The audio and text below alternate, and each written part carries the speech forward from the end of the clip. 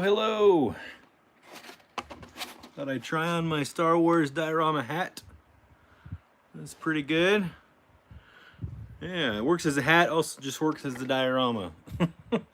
How's it going, guys? So, if you didn't catch my stream last week or any of the posts I've made on the tiny art experiment, we're going to be finishing this giant Star Wars diorama. It's not just this. I have 1, 2, 3, 4, 5, 6, 7, 8, 9, about 17 of these buildings to finish, and we're gonna do all of it live. So I have a playlist that already was established that I talked about last week called the Tiny Art Experiment. And this video will officially be part 7 of the Tiny Art Experiment. So if you want to catch up the previous 6 parts, you can go to that playlist and watch part 1 through 6. And I think it's only like 2 hours of stuff, so you could watch a little bit by little. And I think I don't think the videos are longer than about any of the videos are longer than about 38 minutes, if I recall. So if you want to catch up to how I made this, which I can discuss too live, but the buildings are already made. We just have to detail them and weather them and add all that cool stuff. So what's up, Dial Forge? Thanks for being here. So here's a little preview into how these were made. If you haven't watched the previous 6 parts of the Tiny Art Experiment, it's made of cardboard, hot glue, and this is the bluish insulation foam from Lowe's. And it's covered in a resin-based tile grout. And then it's spray painted. I literally just spray painted this with 3 different types of spray paint. But if you want to see how I did it, how I got this color scheme, how I got all these effects, go check out the Tiny Art Experiment playlist on this channel and watch the first 6 streams, and you'll be caught up to where we are right now. And so I figured today maybe we could work on some of the doors. We're going to make these by hand, but I do have some 3D printed ones being sent to me, and we have some ones in another building that were laser cut by one of the contributing artists to the experiment. And so we're going to have it's a whole mishmash of different things. So if you're a quick review, if you're not familiar with what the Tiny Art Experiment is, it's something I started over a year ago now, like a year and a half ago. It's taken a while to wrap it up. It's just how life goes. But I invited artists from all over the world who were interested to make something to contribute to a giant diorama. And my responsibility was to bring it all in, receive it, unpack it, take care of it, and kind of combine it all into one giant piece. And so this is one of the pieces. This is one of the pieces, right? And I got a whole shelf over there that's 8 feet wide, full of all the rest of the pieces. I can't get them all on camera right now, but when we're done, we'll set it all up on my shop table in a couple of streams and show it all off. But we're gonna do kind of each building at a time, and each feature, we're gonna add weathering and grease and put the doors on here and maybe some antenna and whatever. And we're gonna go nuts. And I'm gonna finish it all live because I realize if I try to record it all and then put it on YouTube and edit it, it would just take way too long because I'm doing too much. And so, yeah, gotta be realistic. So that is what we're doing, and that is how we put these buildings together. Yeah, I guess that's it. And all of the amazing artists, Star Marvel's one of our contributing artists who's here tonight. He made an amazing piece, and I put his video from his channel in my playlist. If you want to see that, it'll link to his channel as well. I don't think I had any other artists post their videos to YouTube yet. If they do, and I haven't seen, or if you did and I haven't seen it, let me know. I'll put it in the playlist. Yeah, this is a volunteer project. We got like 14 different artists to contribute things. Johnny Simpleton here is in the chat. He made some incredible sort of junkyard, scrapyard pieces for us, which I think are just incredible. Those are going to be fun. And I am premiering this diorama live in the flesh. It's going to be on display February 22nd through February 26th of 2023 in Las Vegas at the Gold Coast Hotel at the International Market of Miniature Artisans. And they had their first event in 2020. I think they had like 30 vendors, and I just looked at the list last night. I think they're close to 50 now, or maybe even over 50. And you can still participate. If you want to go and actually sell your miniatures, your dioramas or miniatures or whatever, you can go. And I think they're closing up registrations and payments. I think middle of December is the latest you can do it. Don't quote me on that. Go check the website. It's imomalv.com, I believe. Their Instagram and their website and Instagram are linked below. What's up, Tim? Stuff of Tim is one of our artists here who also contributed to the diorama. He's in the chat. And so if you go into below in the description, there's a link to the International Market of Miniature Artisans website. And I think I have a link to their Instagram in there. There's also a link to the Tiny Art Experiment Instagram, where I've been posting nothing but stuff for this project there. Finally getting back started up with that. I took a few months off because I had to catch up all my personal stuff, but we're back at it here live. So this has been a lot of fun, and all you artists, thank you for your patience with me as I catch everything up to try to make this huge thing come together. And I just talked to a couple of our photographers, because one of the points of this project was to get this done and have it professionally photographed by some famous toy photographers.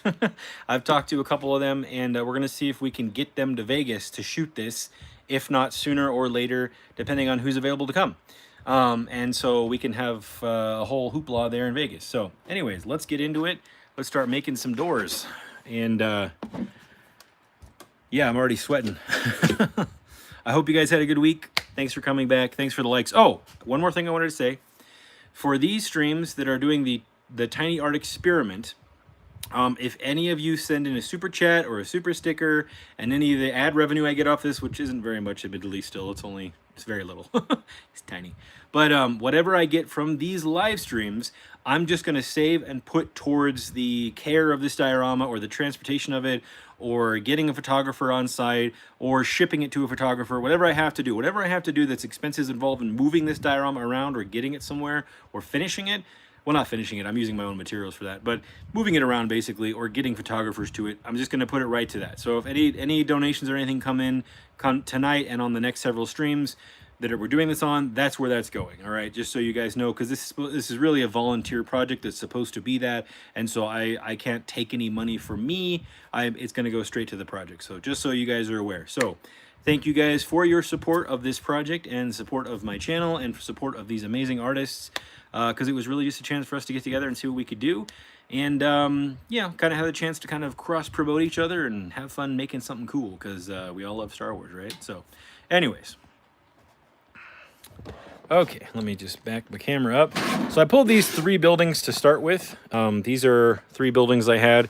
You can see over there, that's the rest of the project. But we can work on these 3 buildings, and I figured we could just start with something simple like the doors, and maybe do some weathering, maybe add some antennas on top or something. I don't know. But what I did when I made these is I made these little templates, and I made all my door sizes off these 2 templates on the pieces that I made, so that I could just make a couple of door sizes, excuse me, and not have to custom make every single size door when I was done. So like this door, it fits right there. I'm gonna actually have to trim that down just a hair. This door fits right in there. It also fits right in there. And so we can use these as templates to make our doors. And of course, there's a trillion ways you could do this. You could do this by hand, and there's a trillion different types of materials. You could do it by hand, you could 3D print it, you could mold and cast it, you could do all those things. We're gonna make these by hand, just to show you how that's done and how I would approach that for this. And we could even do it a couple of ways. If you want, we are getting some 3D printed doors that somebody offered to send, and I said, well, send them fast, because I'm going to be done with this soon. And they sent them fast, so they're already on the way here. So we'll have some 3D printed doors to incorporate, hopefully before I am done streaming this project, so you guys can see who those are from and what they are. So I am going to start with PVC sheet and styrene. So I have this box of scraps in a cave. No, this box of scraps that I saved of cutoffs from other things that I made, styrene and poster board and PVC sheet that I saved that I feel like I can use to make small details later. I even bits of aluminum and PVC pipe in here. And I'm going to pull from just this to make the doors and some of the details. So I save a lot of my scraps. If they're, you know, large enough, or they're like long, thin, straight pieces, I'll save them to add details to things later. Okay, hope everybody is doing super duper. I also, by the way, I'm going to be going to Vegas this coming weekend for the InArt Queen Studios event. I'm going to film that and show it on the channel later. I haven't decided if I'm going to live stream, because that will be Saturday night from 6 to 9 p.m. Pacific. I might live stream some of that on the channel, and I might film some of it, or I'm going to just film it. I'll probably just decide when I get there. So you may see a random live stream from me pop up Saturday night, just showcasing some of the stuff there. If you don't see that. And what I'm thinking of doing is maybe doing a pre-recorded live, because on Sunday next week I'll be driving back from Vegas, and by the time I get back it'll probably be too late. So I was thinking of doing a live stream and recording it midweek this week and just playing it as a premiere for all of you guys, so you guys can still get a live stream. All that will be done live. I just won't be interacting one-on-one with you guys like I would be now. You'll just be watching me do live art. It'll just be a pre-recorded session, kind of like late night TV. You know, they recorded it like 3 in the afternoon and then play it at night, at like midnight. So I feel like I might do something like that for maybe my off weeks when I still have time to do a live at another time. So I don't know if that sounds interesting or good to you guys. Let me know in the chat if that sounds good, or if you'd watch it, even if you couldn't directly interact with me, but you would still, you know, you guys could still talk to each other in the chat. If I set it as a premiere, it'll still play live, and you can still talk to each other. So let me know if that's something you want to do. Okay, let's start with an easy one. Let's do a square door first. Let me just make sure that this is nice and even and straight before I get in on this. So, looks like my door is a little out of whack. That's okay. So I'm going to shave down my template. Let me grab a pencil. All right. There we go. I just drank some coffee so I could wake up, so if I'm talking a little fast, sorry. So it's a little, I have my piece of foam is curving in a little bit right here, and the resin grout that I pushed in is kind of shrinking the hole here a little bit at the top. But instead of cutting this out and re-grouting it, I'm just going to shrink the door a little bit. And then with weathering, I'll hide the edge. It's not going to be perfectly straight. I don't think it'll matter when this is sitting down and lit. So just going to mark. Yeah, I'm just going to kind of cut this off like that. I'm going to label this the top so don't forget which end is which end. All right.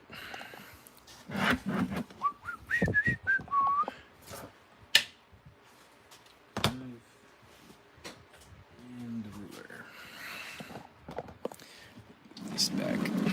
There we go.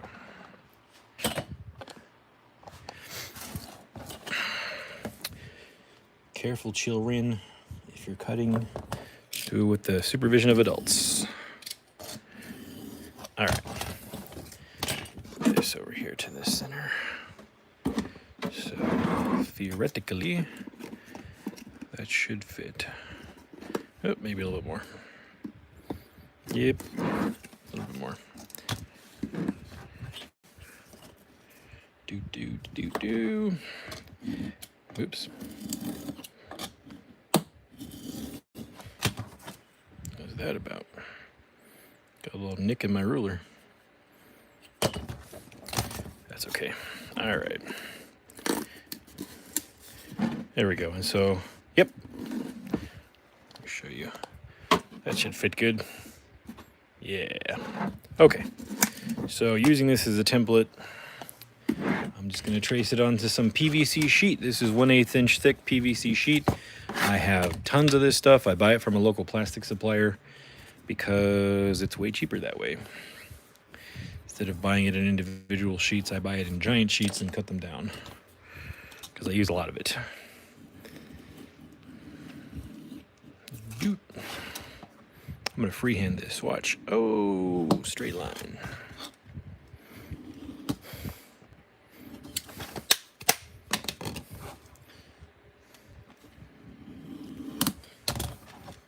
Go. Got a little bit of a bird edge here. Just gonna shave that off. You could also do that with sandpaper if you're afraid of slicing your thumb open.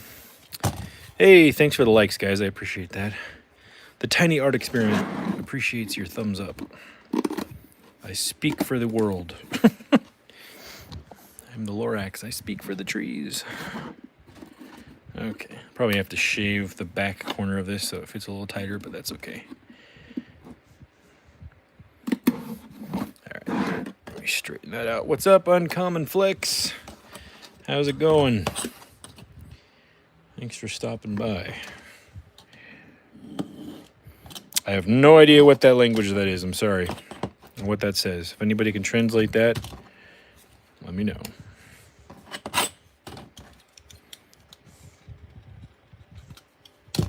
Hopefully it's nothing inappropriate.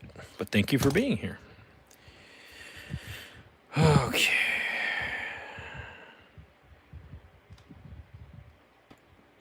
Do. Stuff of Tim is present. Yes, you are, sir. Okay, so there's our first little template. And yeah, it kind of looks like Russian, but I can't tell. But thank you for being here. I hope you're okay, and I hope you're safe. All right.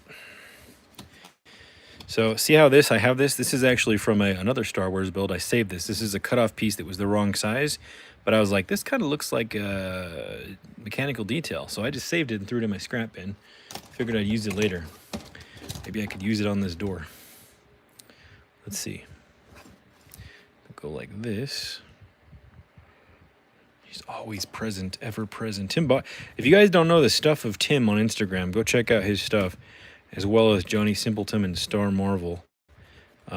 These guys are incredible artists who do some really fun stuff. Tim does some great foliage and scenery stuff. Where are my scissors? Here they are. All right. I'm just kind of freehanding it, and I'll just make sure that kind of lines line up geometrically the way that I want. So, yep, it's already starting to look like a Star Wars door. There's that.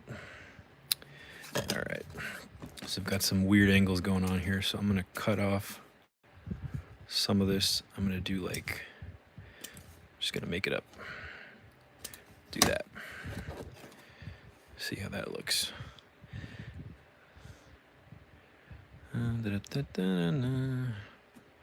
This needs to be a little straighter. Just gonna note that with a pencil for myself, and I'm just gonna trim it straighter. Nope. Yep, there we go.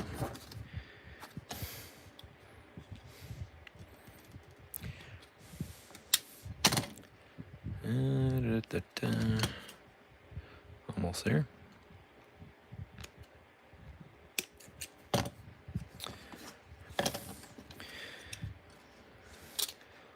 Cut a little burr off there, and there we go. It's a good start. You know what? Maybe I'll shrink this down and put a line over here. Yeah.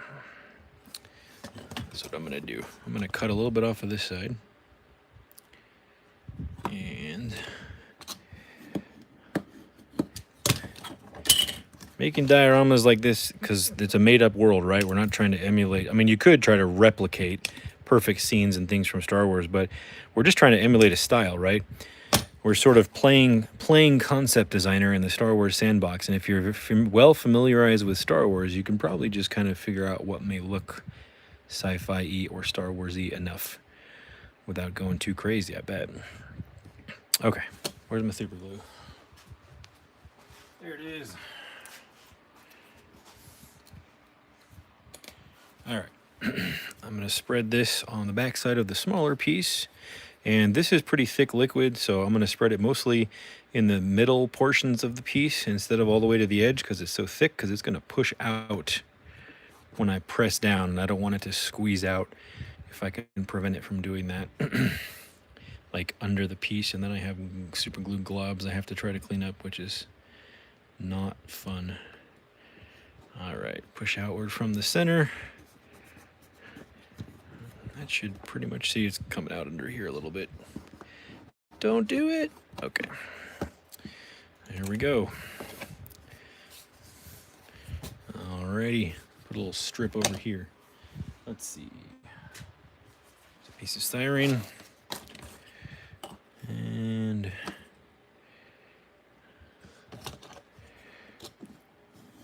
just gonna do this a couple times. Whoop, there we go. And the cool thing about working with super glue, I love super glue. Robert Evans, I appreciate. I kind of told people we were done accepting art a long time ago, because I thought I was going to finish a long time ago.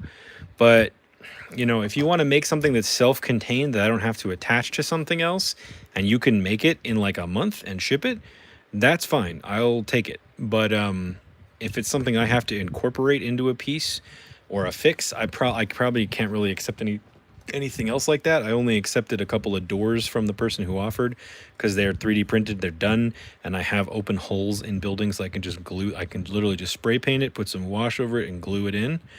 But if you really want to make something, make whatever you want. We got people that made speeders, that made action figures, that made aliens, that made small buildings, that made Tusken Raider huts, that made doors and piping and mechanical pieces. So just, you got to make it in like a month and ship it to me, because I can't be waiting for people's pieces to try to integrate. So that's fine if you want to do that, but that's about all I could really accept at this point without it getting overwhelming again. So I got to try to get this done for everybody that's been patiently waiting for me. So got this little piece. I want to glue that on. Yes, I do. It's calling my name. All right. Okay. Plop some glue right there. Use the piece to scrape it. Make sure my gaps are even. Plop it in place. Does it look like a Star Wars door to you guys? What do you think?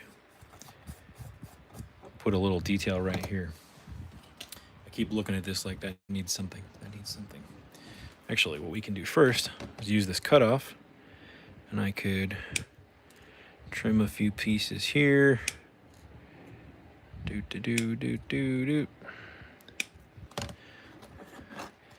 And we could just do, this is also, the stuff also works for like any sci-fi diorama. It doesn't have to be Star Wars, you know what I mean? There we go. Oops. There we go. Piece wasn't perfectly rectangular. Let me make this a little bit more parallel. Or not parallel, but rectangular. Okay. Another piece right here.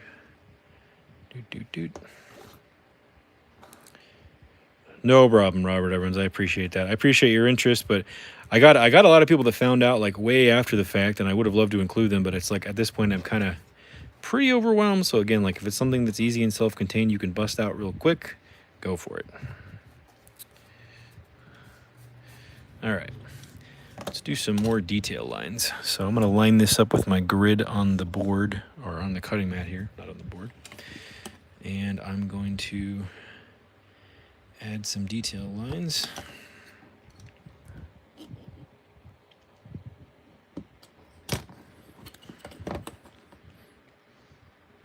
Just for the fun of it. See that? I just scored some lines into it. Oop, didn't return that line all the way to there. There we go. There we go. That'll just add a little bit more detail when we paint it and we put a wash over it. And yeah, that's probably enough. You don't want to get overly detailed. Star Wars doesn't usually get overly detailed. Yeah, you know, I have a habit of doing that too, but I just got used to it. With super glue, you start getting your fingertips covered in super glue, and then you just peel it off, and it's just how it goes. Okay, I think I need something right here. I have a bunch of little, let me pull the camera up here so you guys can see. I have a bunch of little pieces of random junk that I save, and I put in here. Let me see if I can find something interesting to attach to the door, an interesting shape. It's gonna pretty much all be in the bottom. Give me a sec.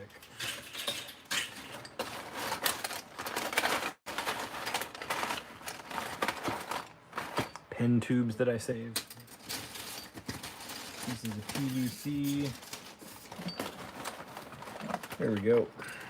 Stuff like this. That's too big. Or this. Pull some things out here. Stuff that we might use later. Little pen cap. Let's see. What else we got? I'm gonna have to cut myself on all these sharp metal edges. Okay. Digging in the scrap bin.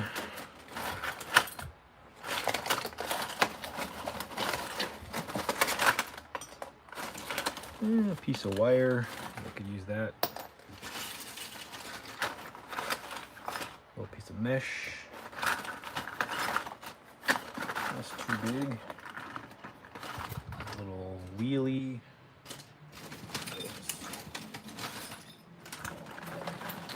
This is a, oops.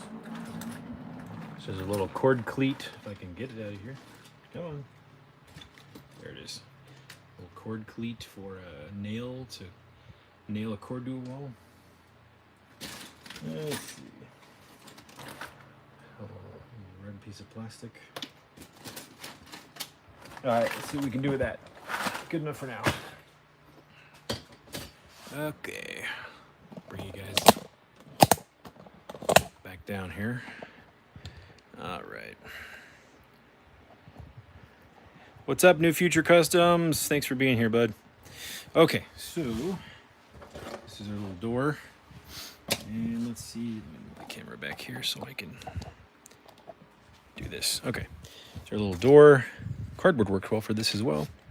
So there's just some pieces I just pulled out of my scraps. I have a whole bin of stuff like this too that I keep separate. But let's just see. That might look a little too weird. Yeah, nope. This might be too big. That's probably too big to put on a door. What about this? This might be the perfect piece. Hey, Star Marvel, thank you for the super chat. That will either help pay for me transporting it down or ship to a photographer. I appreciate that, bud. So there we go. So this is, so you see what this is? If you put a nail through this, you can put this over a cord and bam, bam, bam, and hammer the cord to the wall. I had this sitting in my pocket one day after work, and I was like, hey, that's a nice little greebly detail piece. So I threw it in my little bin of scraps. So I feel like this could look pretty cool right here. Maybe right there? Nah. Right there. Yeah, let's do that.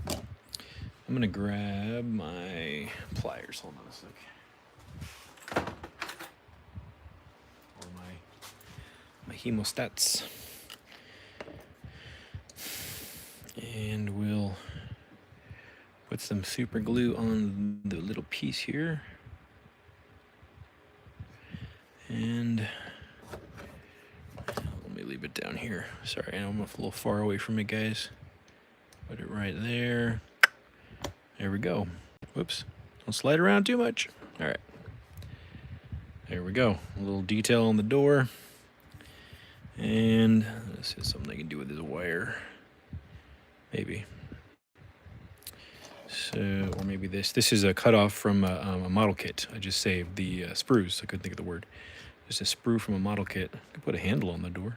I don't see a lot of handles in Star Wars, though, on doors. Because they're all automatic. Nah, leave that off. A little too big. Maybe if I cut a little round piece of this tube off.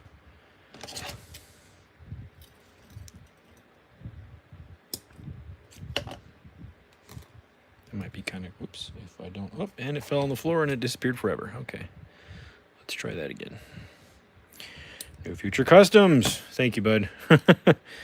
That will go towards the transporting and displaying of the diorama wherever it ends up and wherever we need it. So I'm gonna have to write these down so I don't forget what you guys did. Thank you.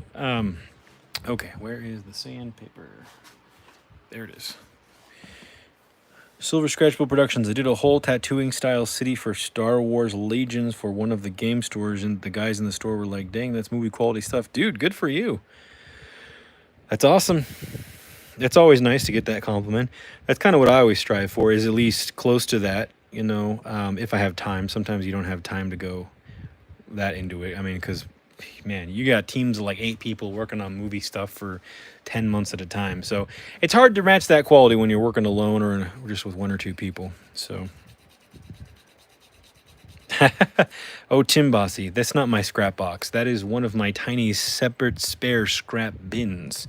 I have 3 of those under the table, and I have 1, 2, 3, 4, 5, 6, 7, 8 clear totes to my right that are full of scraps of different things. I have 1, 2, 3, 4, 5, 6, 7 organizer boxes. No, 7, 8, 12 organizer boxes, 2 toolboxes. I'm just counting what I'm looking at right now over here on my shelf. Maybe I'll show you. I'll show you guys when we're done. I have a shelf that's about 4 feet wide and goes up about 16 feet, full of nothing but things I've saved to make other things out of. So, bro, I hear ya. It's an addiction, and that's what in the steampunk world they refer to it as obtainium. All the little things that you save to make stuff out of, call it obtainium, right? Without obtainium, you can't make your little fantastical, crazy nerd items. You need obtainium. So, you know, I did that for a long time. I went to garage sales, yard sales, estate sales, thrift stores, craft stores, and got a lot of obtainium, and I have tons of it now. Way too much. I literally actually have not been to a garage sale in like 5 years because of it. Because I would go to garage sales and buy like whole tables of stuff that I thought was interesting because I could reuse it or cut it down or whatever. I have an entire box of vintage microchips, resistors, transistors, and capacitors from like and I'm talking vintage like 70s and 80s stuff, like OG stuff. They're all new too. They're new old stock. Exactly, Star Marvel, because we obtained it. And it's all new old stock, which I actually have some personal art projects that I want to make some fine art out of that I'm saving that stuff for. So I'm gonna, when I eventually get around to it, which will probably means never, but I have some ideas for things that I would like to do with those microchips and resistors and capacitors. Okay. I like this door. I feel like it needs some more lines in it though, in the PVC sheet under part. There's a line. It's a little off, that's okay. Star Marvel knows what's up. Oh yeah. Sometimes it's hard to control yourself with the obtainium.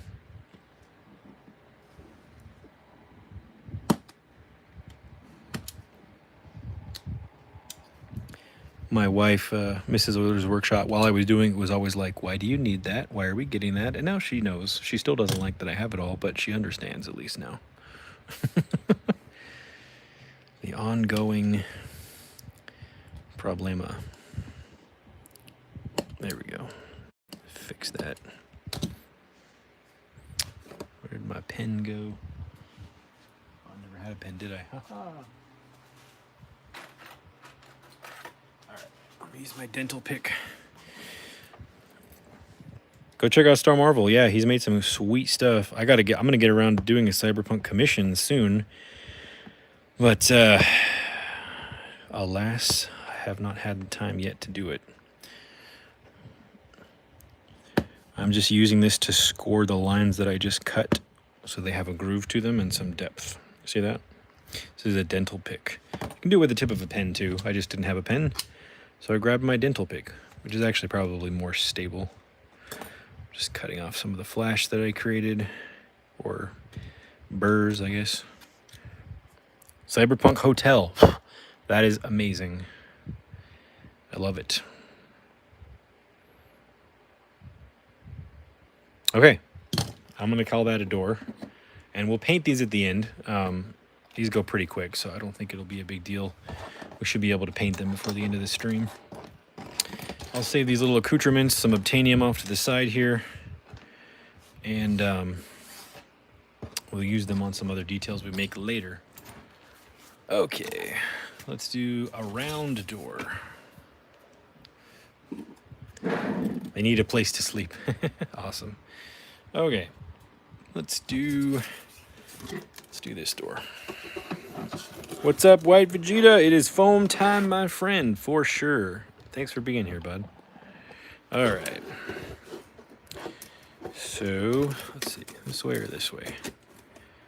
I don't remember which way I measured this template. Guess it doesn't matter. I might have measured it on that other door. That's okay. Okay.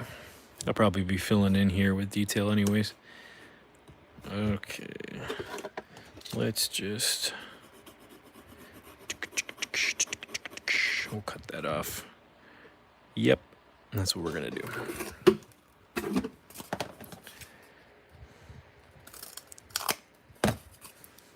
How does that look? Oops. Pretty good. pretty good.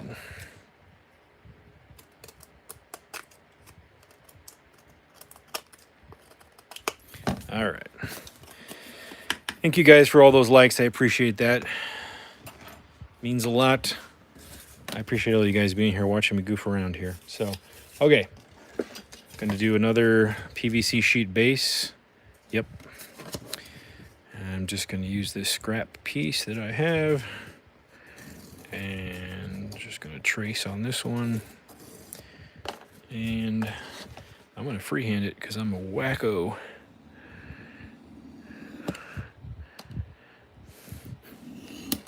I've gotten pretty good at following lines short distances. As long as your knife is sharp and you're not pointing it near you, it actually goes pretty well. I don't use X-Actos a lot on PVC sheet either because it's pretty dense and the X-Actos tend to not cut as fast through it. These bigger knives seem to do better. Bigger blades. And these box cutters. I think I have a link below to get this knife if you want it. I find that when I try to force them through, it slips and I almost cut myself. So I find the X-Actos are good for fine details, really fine work, but I use this box cutter the most out of any cutting utensil I have in my entire arsenal. This one, and then I have a slightly smaller one I use sometimes, like half size, and I have a really big one I use for cutting large, when I have to cut like a large piece of foam or a large cut into foam. But this I use for probably 90% of my cutting, like of any kind. Whether it's fabric, cardboard, PVC, styrene, foam, whatever.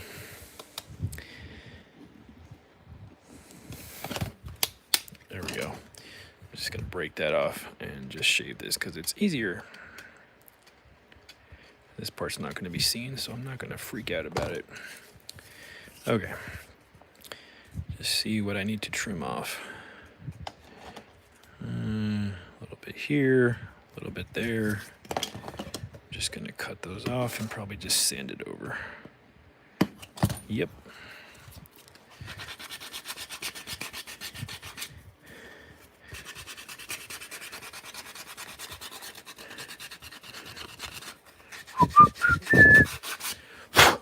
Any Star Wars content that's coming up that you guys are excited for? I know I'm definitely looking forward to Ahsoka when that finally comes out.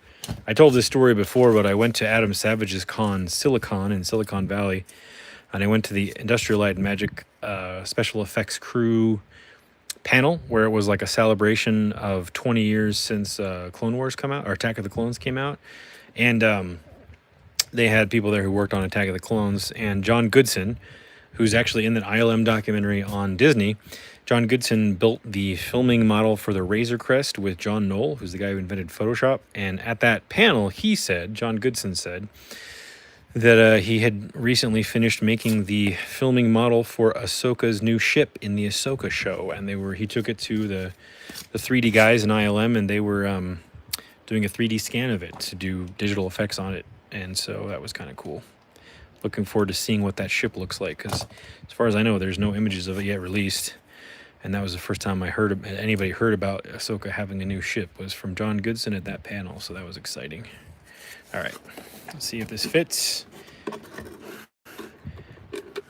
Yes, no, yep, there we go. And what I'll probably do is I'll build a border around this. Robert Evans, what do you think about Andor? Robert Evans has been watching Andor. Second season of Bad Batch. Yeah, New Future Customs. We get a new Ahsoka ship. I'm excited to see what that's going to be and how much that's going to cost as a toy that I'm going to have to feel like I need to buy because I'm a giant toy collecting nerd as well. Self-control. I'm going to cut a piece of a long piece here to wrap around this, and I'm going to glue it onto the door while it's there so it's in the right place. Then I'm going to slide the door out and add the details afterwards. Or at least I'll cut the piece now so I know where to space everything. Want to do it out of PVC sheet or cardboard or something else? I'll do it with PVC sheet. Just need to cut a long enough strip. I have a long strip somewhere. Yes, I do. This might work. Zane George, just found your channel today. Love your work and I look forward to getting started in this hobby. Cheers from NWFL, Newfoundland. Is that what that is? Cool. Thank you for being here, Mr. George. I appreciate you stopping by, man. Well, hopefully, hopefully you'll have lots of fun spending endless hours carving and making things that you dreamed of as a child, because that's pretty much all I do, and I love it. So I love it, I love it, I love it. It's so much fun. So thanks for being here. Northwest Florida. Okay, not Newfoundland. I guess I was reaching. Northwest Florida. Well, thanks for being here. I hope you're safe. Sam just binge watched it. Binge watched it. Awesome, dude. Yeah, I'm liking it. There definitely is parts that are definitely slower, but I think that's the point of the show. They're actually trying to do meaningful character development. So hopefully, I think over the span of 12 episodes, it will all pay off and be worth the patience development of characters and mood, which I appreciate. Obviously, if they go too slow, it's like, okay, but I'm okay with the pace right now. If they keep up going the pace that they've gone for the last 2 episodes and then the first 2 episodes, I might be like, okay, guys, speed it up. But I'm personally happy with it so far. So hopefully they can keep it interesting and fresh and introduce cool stuff at the right time, which I felt like the first 3 episodes, they did a pretty good job. I know Mrs. Euler's workshop, she was like wondering why they weren't going faster, but that's just because she's used to Star Wars going a little faster, But she watches, she likes to watch long, drawn-out British dramas and books that were turned into plays and things like that. So I was like, what do you mean, hurry up? You watch stuff that's like 14 seasons. And it's just people talking on the streets of London in the 1920s. Oh, my goodness. But hey, to each his own, right? That's why she's at home doing that while I'm here. No, I'm kidding. Just kidding. She actually watches the stream a lot. And then I come home and she goes, why didn't you do this?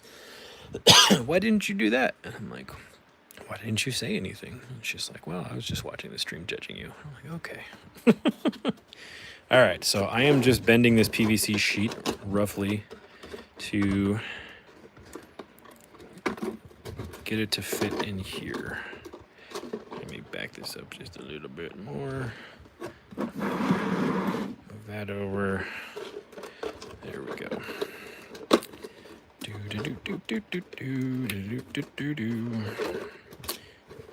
guys can't really see that well, can you? Okay. There we go.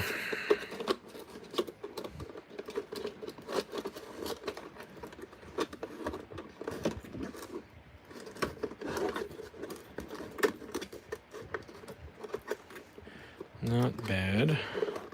Not perfect.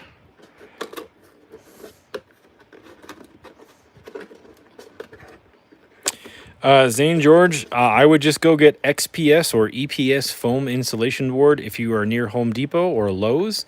They have the pink stuff at Home Depot and the bluish green stuff, the minty colored stuff at Lowe's. It's called XPS or EPS, which stands for expanded polystyrene. And it's usually from those stores, it comes in 1-inch or 2-inch thick sheets. You can also, there's a link below here to order it off Amazon. It's only in 12 by 12 sheets, but you have more thickness options. You can get it in, I think, 1/4-inch, 1/2-inch, and 1-inch if you want to order a small piece to test it. But you can also go to Home Depot. They usually sell 2x2 project sheets. I do know in some areas of the country, they don't have it anymore. I know one of my Dio builder buddies down in LA said he can't find them at any of the Home Depots near him. So you might have to look it up online and see if they have it in stock. But it's Pink Panther brand XPS insulation foam. So, yeah. Let's see. Let me just glue this piece in here. Yeah, Robert Evans, it's definitely got a spy feel, but that's the whole point. Yes, sir. All right. I'm going to try not to glue this into the dio. I'm just going to spread enough glue on here to get it under my one side of my piece here. And then I'm going to... You guys understand what I'm doing? I'm trying to fit this into my odd shape first before... If I do it out of the piece, because this doorway is a sort of a... It's not a perfectly geometrically square shape. Meaning it's all kind of oblong in certain areas. But if I glue part of this in now where it fits, when I slide it back in, I can push this out and hold it down and glue it to the side. Because if I have it too far into the door, when I try to glue it outside of the door, it won't line up very well. So I hope this makes sense. This is just, I'm just fitting it basically. That's pretty good. And then I'm gonna pull this out. I'm just gonna hold this in place here.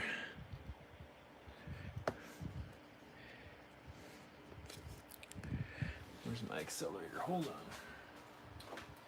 This stuff is amazing. This is Instaset. It will make that super glue hard in just a few seconds. Give me a piece of paper towel here. All right.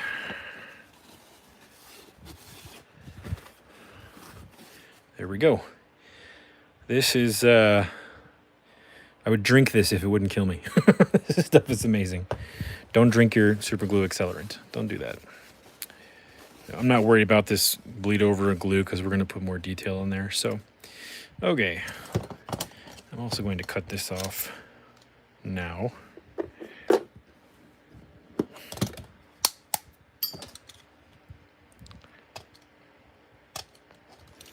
Okay. And then I want to kind of sculpt this a little bit more so I can get the shape I want out of it. All right, let's see how this, let me put the cap back on my super glue. Okay. How does this fit now? How do you like me now, doorway? Okay, there we go. It's getting closer to what I wanted.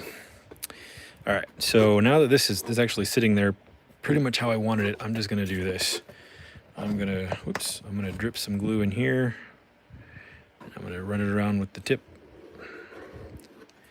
And then I'm just gonna shoot it with some activator and let it cure. And I will add the details in a second.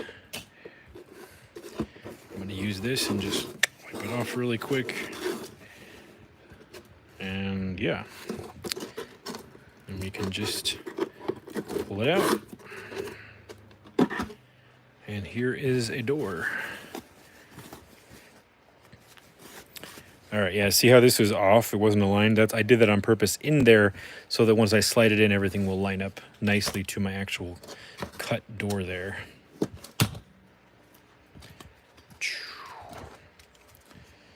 Yep, that's not straight. Fail. Okay, put the camera back down. Let's put some details on this thing. Boom, done. No, just kidding. All right.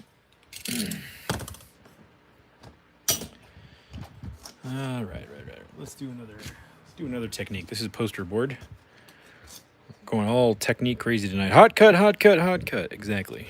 Star Marvel, you got it.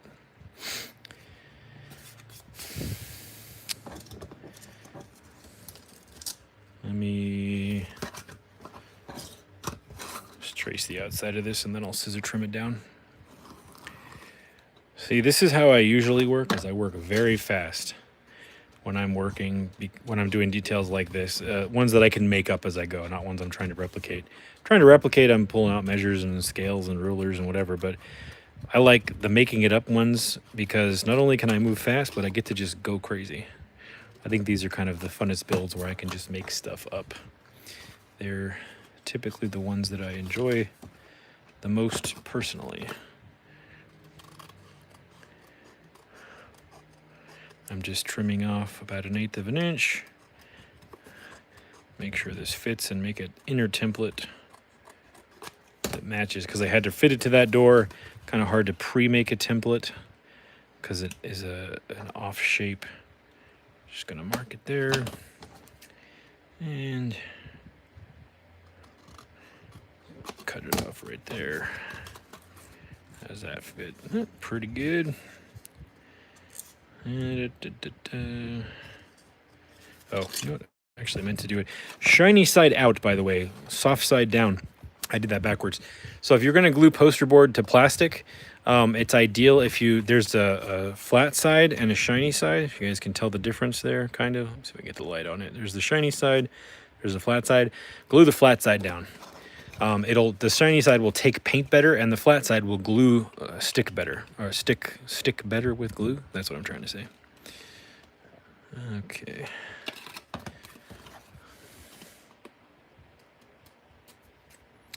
There we go.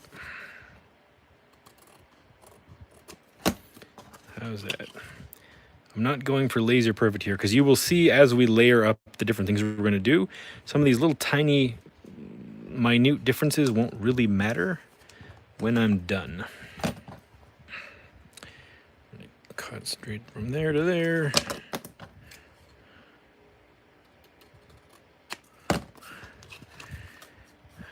There we go. That is close enough for me. There's some little imperfections up in there, but I'm not going to worry about that. Yep, that's okay. Okay. So now we can draw something cool on this and trim it out into a pattern and make that a detail. So this is how I do some of the things that I like to do as far as creating interesting shapes. So here's a big window into my mind. So now that I have this template, I'm going to line it up with my grid on my mat, whatever this is called. And I'm going to draw some geometry on it that I think is interesting. And that's all I'm going to do for now. You could do it asymmetrical, or you could do it symmetrical, you know, like one going to one side, or perfectly symmetrical, whatever. But probably do this one symmetrical, because the last one was technically asymmetrical, meaning like if you bisected it, it wouldn't be the same on each side. It just flows to one side. It's only going kind of one direction. A lot of the Marvel costumes are asymmetrical these days. I don't know why. Iron Man's not. He's symmetrical, but like all the fabric costumes, I can't remember the name of the account. I follow the guy who does a lot of the costume design for Marvel, and he loves asymmetrical costume design. I don't know why, but he just does. So there's that and that. And then maybe make a mark here, drag it down to the corner like that. Drag this one down to the corner like that. And then we can do something like this. I'm going to retrace my lines to create an interesting shape here. Go like that, like that, like that. And then maybe I'll come down and we can, I don't know, curve it up like that. Kind of cool. Curve it like that, curve it like that. We'll curve that and that. And we could do like maybe curve piece on the bottom. I don't know. But so here's like a general, I just sketched this on here. I can't think of words right now. And I'm just gonna do this.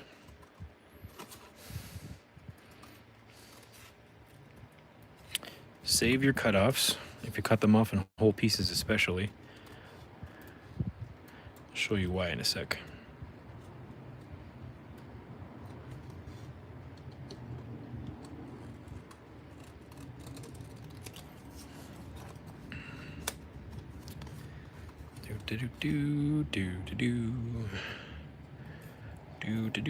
Oops, that's not straight.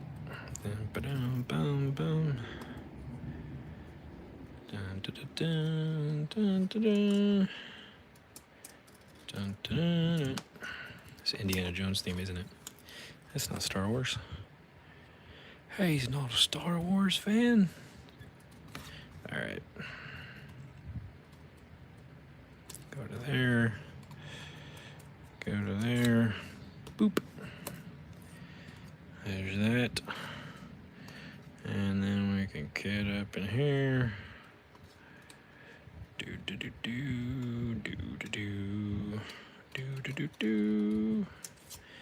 There's that one.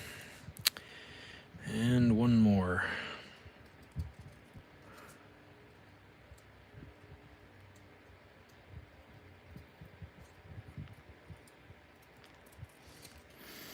There's that one.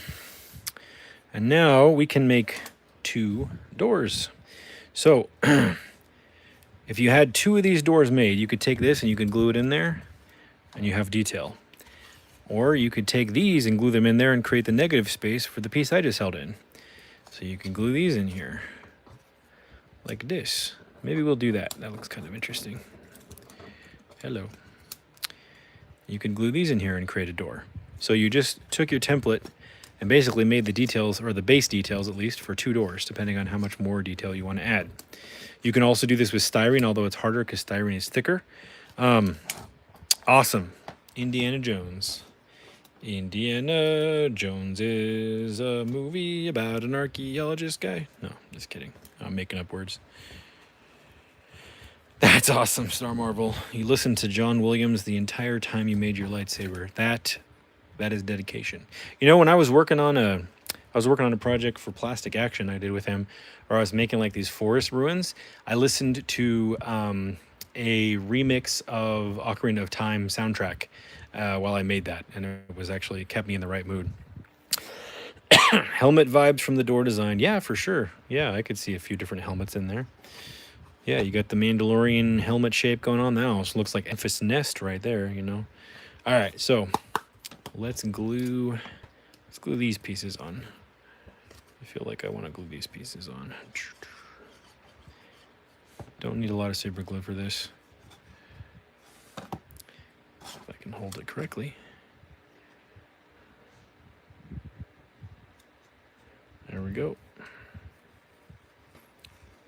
Voila. Viola. All right, same thing here. Gonna get a little tricky inside these curves, but that's okay.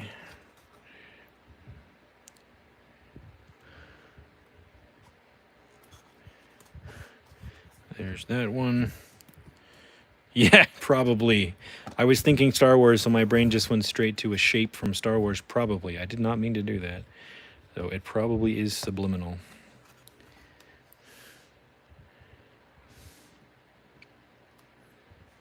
Oops. Well, that didn't line up, did it? Okay. That's fine. We'll just do this.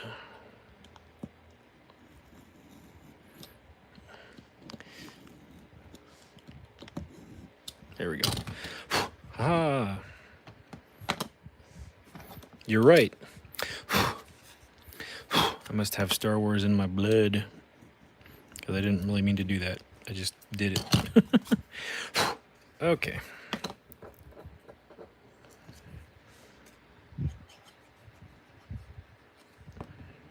You could theoretically lay these down and create a pattern and sketch your pattern into the door. I didn't do that because I also like to live dangerously.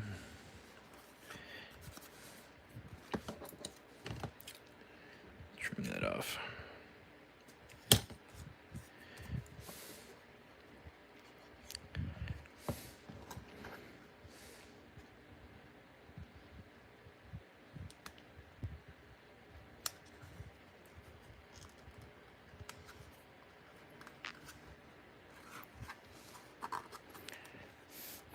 Star Marvel, you shouldn't be dropping facts like that. Somebody might hunt you down and take your cyberpunk diorama.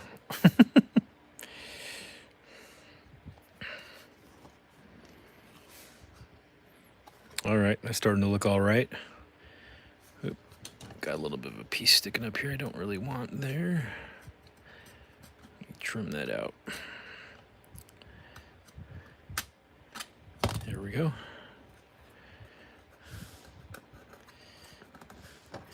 I might have to shave this down really quick. Super glued right a little thick right there. That's okay.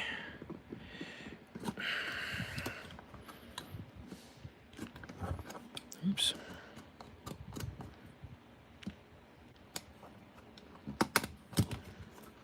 Well, I tried too thick. That's okay.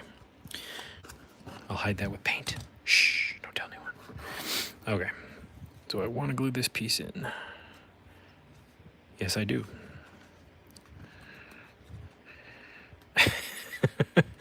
You're right, Star Marvel. You underestimate my power. Ah, sand! That's probably how that would go.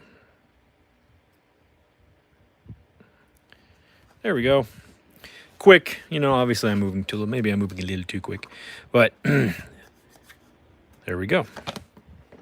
And now we could use this detail on some other thing we make if we want, you know?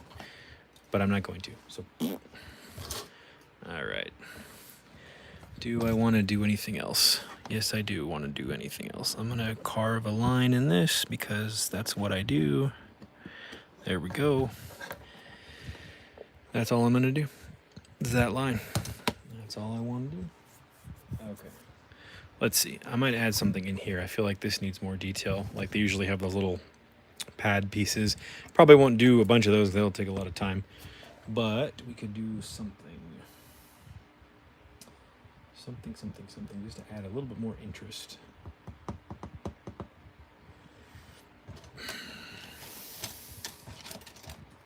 Oops. Hello. What if we just do like a little... Zane George, thanks for being here. No problem, man. Come back anytime.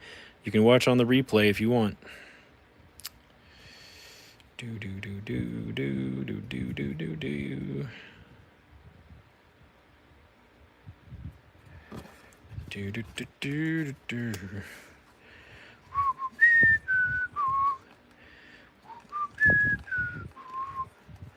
Little bonnet. Looks adorable. All right, I'm gonna do something here.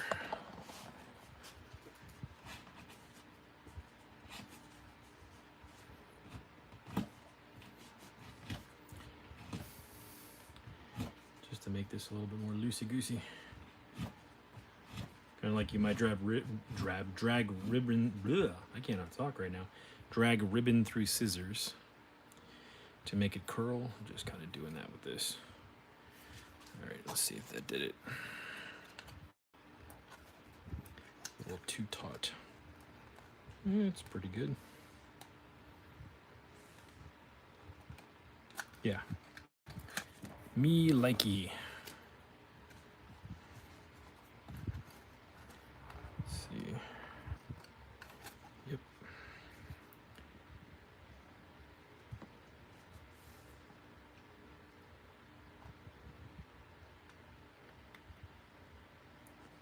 Just like that.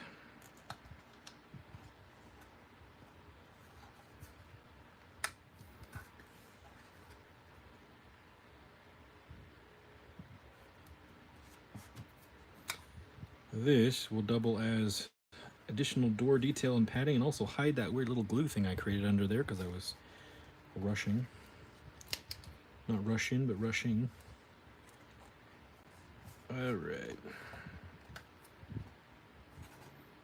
There we go. Maybe we'll add some more detail to the sides, a different shape or size. So, there we go. And then, let's see.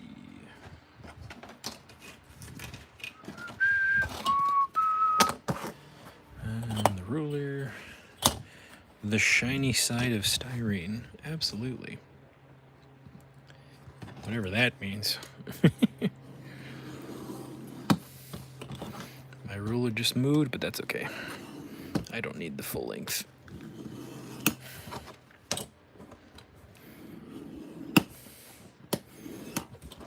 Okay.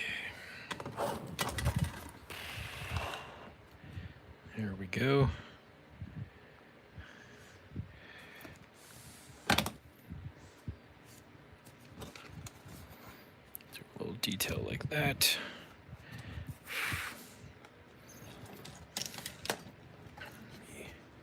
Just mark this with my knife really quick. And then trim it.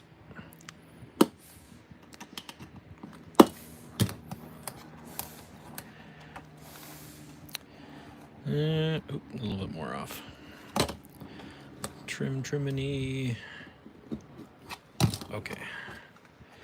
There we go. Neat. I'm going to glue a little detail to this, like a little keypad, before I proceed. But not to this side. Mark that. And let me mark this side carefully. There we go.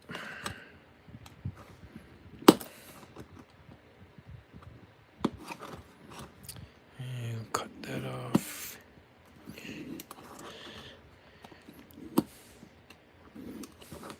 Boom. Boom. All right.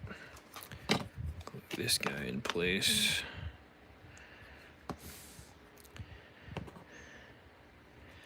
Just like that.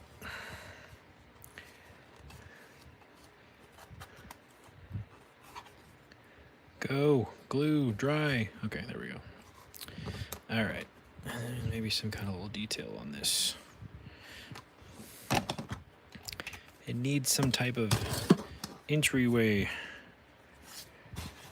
Tim Bossy, I'm giving you ideas for stone molding. Awesome. And you're working on a giant castle diorama. That sounds, or castle foyer. That sounds amazing.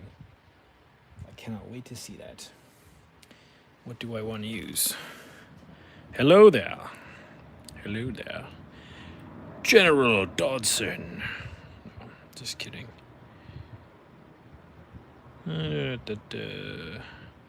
to think if there's a way I can use this mesh on this. Maybe. Let me do something. I'll do something crazy. That was too crazy. Oops. Too crazy. Let me start that over. How do you do, fellow kids? Doing well. Fellow adult kids that never grew up, right? Never Neverland. That's what I should have called my channel, Never Neverland.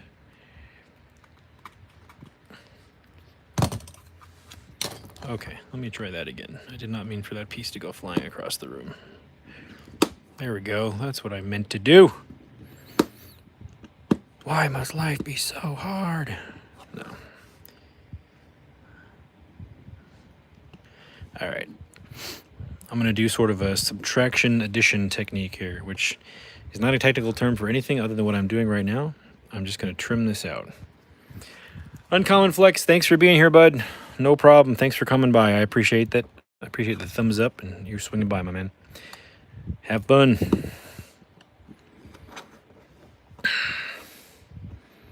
Be careful. Do not cut yourself. Okay. There we go. Serious case of arrested development.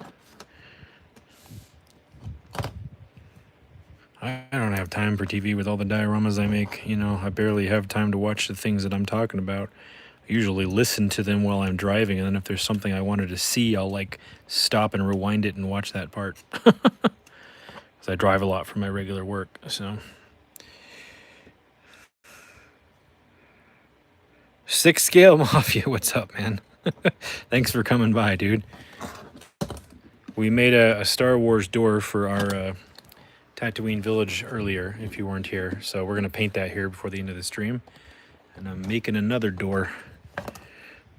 If you guys collect hot toys, or you're interested in collecting hot toys, or you're interested in toy photography, go check out 6 Scale Mafia. Anthony does a lot of fun streams. I watch a lot of them because he's an entertaining dude.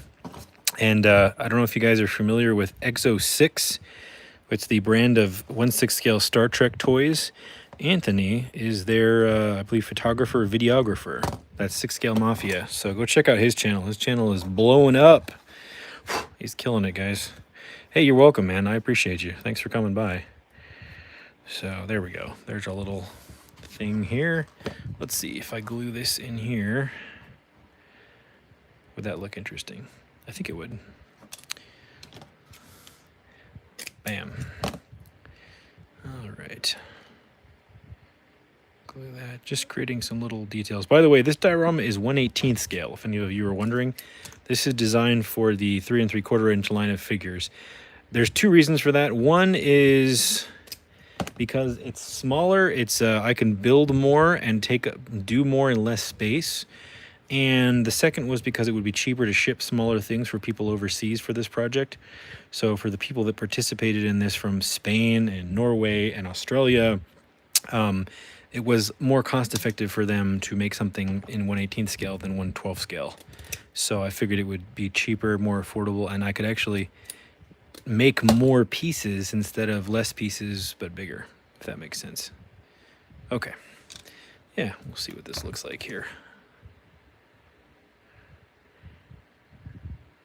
Got our This, by the way, this wire mesh, I got this off of a oil fry guard for a pan from the dollar store. Come on. There we go.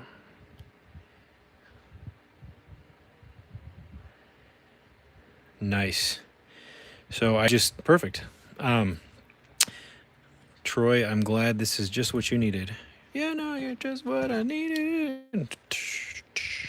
Copyright strike. No. Oh, that was way out of tune. Stay. Okay. I'm just gonna let the super glue hold this down when I stick it on the red. Oh. Okay. Probably should have cut this bigger. That's okay. I just want it to be parallel before I stick it in place. Watch Euler glue wire oil fryer mesh to his fingers on this live stream. There we go. That's all I needed you to do.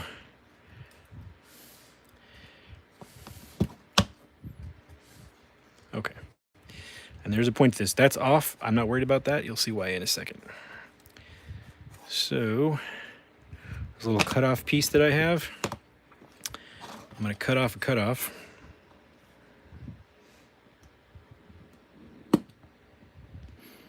Sorry, Star Marvel, I didn't see what you said, bro. Momento. Por favor. I didn't see what you said that I have to laugh at. Hold on. Okay.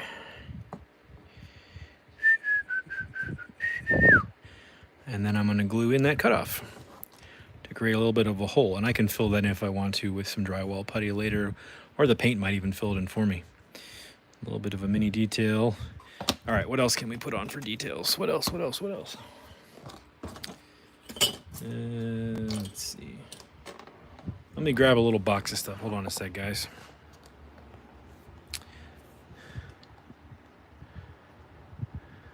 Oh, I see. Gotcha. Okay, I'll be right back. Let me grab a box. What are my boxes of obtainium?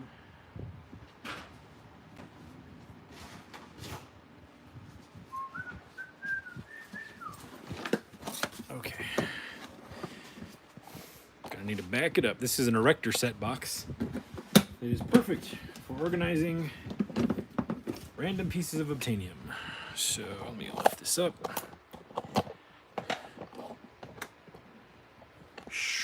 There we go. So here's a little test I did. This is a Rockstar can I folded with a sheet metal break to see if I could create roll-up doors out of aluminum, cheap sheet aluminum. That was a test from long ago. Okay, so I have these little connectors, electrical connectors. Maybe we'll use one of these. These are cool. I also have some burnt out LEDs. I saved burnt out LEDs for detail. Pieces of wire. I've got these little tiny bullet shells I found on the ground because apparently somebody got shot. But I'll save the detail. Let's see. I've got a little. That is a that is a leather rivet with a piece of wire stuck in it. Let's see. It's a little black plastic washer. Set those aside, and I got all this. This is mostly just cut off of flat material. Probably nothing in there I want. Got some other stuff up here in my aluminum scraps. There's a little coupling piece. I don't know if you guys can even see this, but that would be a kind of a cool surface detail. Glue that on. Yes.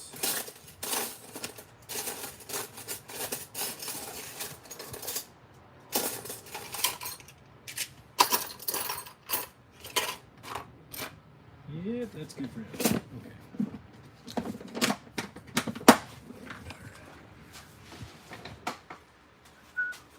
Bring this back down. Earthquake cam. All right, here we go. Boom. All right, we got this. Was that it? Is that all I grabbed? I think so. Okay. So, let me grab my pliers.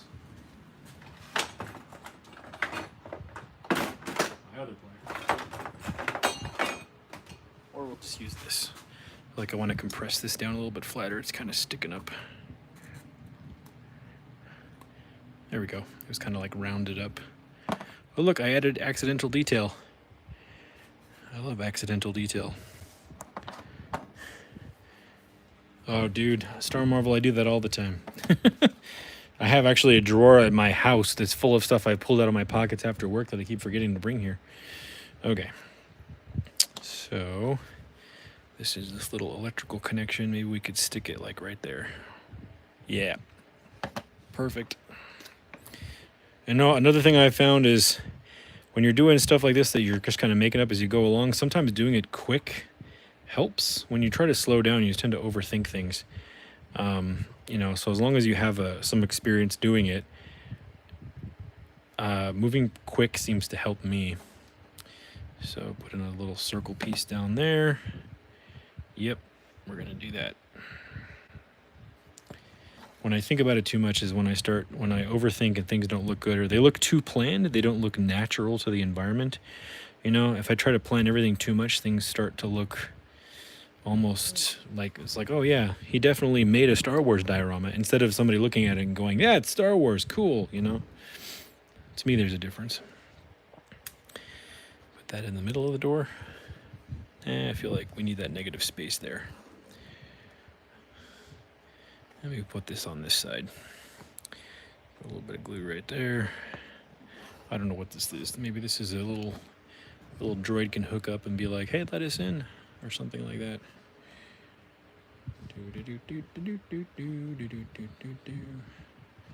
Come on. Do it before the glue dries. There we go. There we go. Haha. Got you. Was that Anthony? You ever walk away to refresh your eyes? I know I got to do that a lot when video editing, just to reset my eyes and brain. Yeah.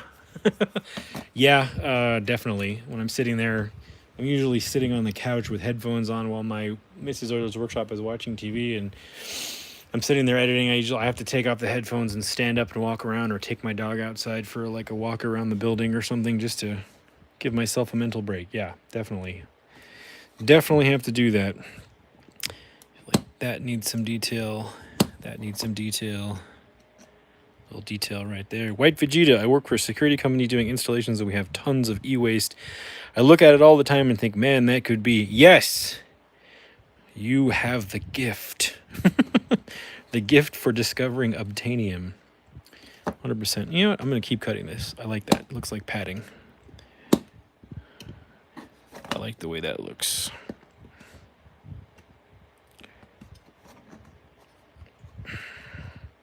Okay, maybe I'll do it on the other side now that I did it on this side. Another one right there.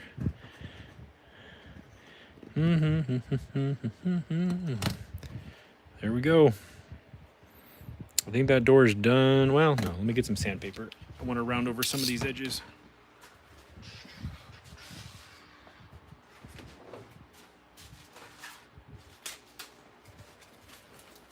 This is 120 grit.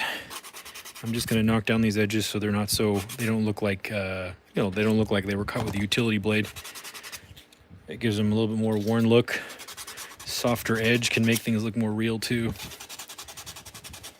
Because in real life, if you walk down the street and put your hand on a door rail and it cuts you because it was so sharp, that would not be very realistic. So rounding over your edges, even if it's just a tiny bit, can help things look that much more real.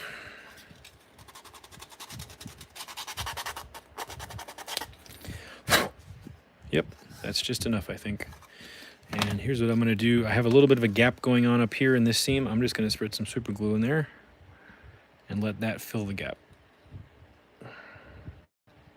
Like that. Yep. Same with this gap.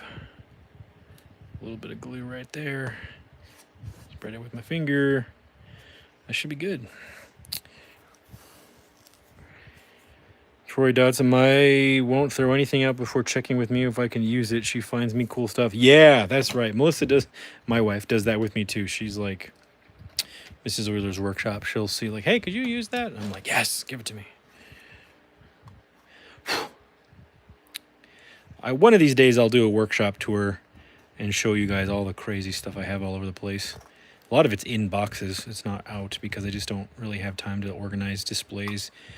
What I have displayed is what's behind me and what is over across the way. White Vegeta, have you considered doing a trip to some place like Goodwill and going through their electronics and doing a found object build? Just an idea to help inspire the rest of us. Yeah, we could do something like that. I used to go to places like Goodwill and buy things, but now it's usually like cheaper electronics that don't have a lot in them. But one thing I do, when I go to Sacramento I have some friends and some family in that area. When I go down there, I'll hit up the Danios Swap Market and the Elk Grove Swap Meet, because there's 2 locations in both of those that have these enormous places full of like older electronics and mechanical devices, and I'll just buy 1 or 2 of those that are interesting and pull them apart. I have old sewing machines I've taken apart for scrap parts for like my steampunk builds and stuff. I have all kinds of old electronics. There's a shop in the Elk Grove flea market that has like really old like typewriters and stuff that they sell by the pound, and you can buy like for $50 you can get like all these cool like steampunk parts off of old typewriters and stuff. It's awesome. So I go to those places. They're sort of little obtainium honey holes that I visit when I'm down there, and I'll usually go down there and blow a couple $100 on parts and things that I want to use on builds. So, but I haven't been down in a while actually, so thankfully don't really have hundreds of dollars to blow on obtainium these days. I got to use what I have. Like I said earlier, that's why I had to stop going to garage sales, because it was just like I'd come home with bags of stuff and it's like, okay, I need to use some of this first. Just do that. Okay, so these are the 2 doors that we have made thus far. Looking pretty door-like. Dora Milaje. Not at all. All right. Let me put this in here, make sure this feels right to me. Yep. That looks sweet. At least to me. Hold on a sec. Doors. Star Wars doors. Man, we're only an hour and 22 minutes in. I feel like I've gotten so much done. It's amazing starting on a project that's already like 75% of the way done. All right. Yeah, it's not a big deal. My fingers are covered in little layers of dried super glue. It comes off. When you sweat, it comes right off. It's not a big deal. I'm used to it. Careful though, some people are allergic to super glue and they don't know it. Some people develop allergies, so be careful. I have a fan also over here blowing the fumes away from me. So yeah, well ventilated area, folks. So let's see. Let me go look at the other buildings really quick. Actually, I will take you guys over there with me. Let's go look at the other buildings and see if there's anything else we want to do before I move on to painting the doors. So these are some of the details I was working on before. I'll show you guys these really quick. These are, so Diorama _ accessories molded and cast this for us. And this is all just spray painted. This is a wall detail that's going to go inside this big building right here. And these are other pieces that I made. This is also cast by Diorama Accessories for us. He made this out of resin. And these are the feet to a cheap Walmart fan that I broke on accident. So I pulled the feet off and I painted them, and I'm going to glue them, and then we're going to add weathering and rust over them. This is just a combination of a few different spray paints as a base layer. These are a couple of PVC pipes I sanded the junk off of, the labeling and all that, so you can see what it looked like under there. Glued them together and spray painted them. Some other PVC pipes that I had. If you go look at my Diorama supply shopping videos, which really don't get many views, I show where I get some of the stuff like this locally. These are castings that I made out of my own liquid plastic castings. These are roller shade blind gears that I took apart, and I thought they were beautiful little parts. So I made a mold so I could copy it. Other roller shade gear parts. More roller shade gear parts from high-end roller shades. These are little miniature terracotta pots that my mother had in the back of her trunk forever. And so I spray painted these. These are gonna go right in here when we get to it. It's like little weird, weird Star Wars windows. Here's some of the fabric stuff we got to get back into. One of the little overhangs I made. So these are all buildings we got to finish. We're going to do all these live. So just kind of gonna take it one building at a time and do detail and little accoutrements and pieces as we go. Here's like one of our entrance archways. This is sort of, these two pieces go together and make like a circular shape. And thank you, Star Marvel. Yeah, I went to Habitat for Humanity on one of my videos to show people how much cool stuff you can get there, how much obtainium they have. This is one of the pieces made by White Wolf Dioramas that I glued in as like a refueling station. We're gonna put the Razor Crest in this diorama. That's another reason it was made 1/18 scale. That was the other main reason I forgot. This is one I already did some test weathering on. This building is almost done. And we still have to paint this. This is a collaboration between Terraformer and High School Creations. Terraformer made this incredible model, and I waited to texture everything until I got his model so I could see how he did it, so we could have sort of a flow. And it's absolutely beautiful, and I wanted to make sure I was confident in all my painting and weathering before I got to his piece, because I didn't want to mess it up. So now that I'm confident, we can paint this live on the stream. And High School Creations have made these beautiful laser cut doors that I can actually light. He put lights in them, so we'll have all that going before the end. And there's, whoops, I just knocked over a box of, I don't even know what that is. Okay, there's this piece I'll show you guys really quick too. I know it's dark over here, sorry. This is the main entryway gate that I made. And these are two like little laser gun toys that White Wolf Diorama split in half and made into these wall details. That it's cool because he made these so that they could twist as well. I made them so that they were vertical. He originally intended them to be horizontal, but I flipped them upwards. And this has a removable roof so that you can reach in and turn on the lights, if I can get to it. Hello, light. Oh, right here. See that? Those are the lights that he made.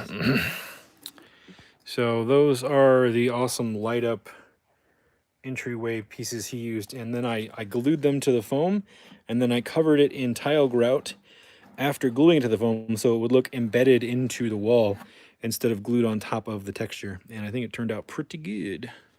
I'm pretty proud of this collaboration.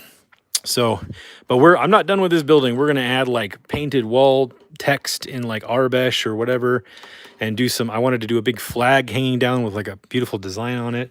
So I want to do all that stuff on this. So we'll be getting to all that here on these next several streams. So, and this is a tower that I made. This round top goes on top of that tower. I have to create a magnet setup for that. I might do that off camera just because it's kind of boring. And this is a cool piece I made using expanding foam. And yeah, this was a lot of fun. So, but if you want to see how I did all this, it's already in the playlist for OW Art Live, for Tiny Art Experiment.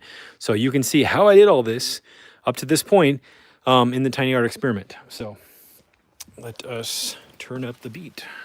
Garden party, no. Okay. So I'm going to leave that door open for the person that's sending me some doors. We could spray paint these doors, but I feel like maybe we'll brush paint them. Maybe I'll base coat them, and then we'll get to weathering the walls here. So maybe that's what I'll do. Oops. Oh, lovely. I'm already breaking stuff. Okay. Let me try that again.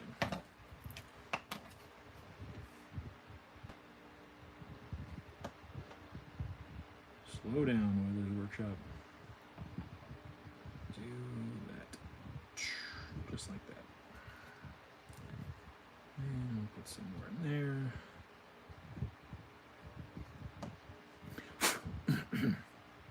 Sometimes you learn that certain plastics don't like one another, but if you can get the bond surfaces to be really, really adjacent, the super glue will hold them nice and tight. This one there we go. That one's fine now. Okay.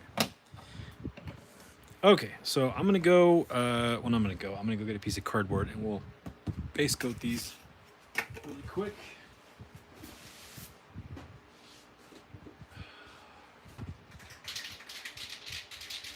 I have a piece of cardboard.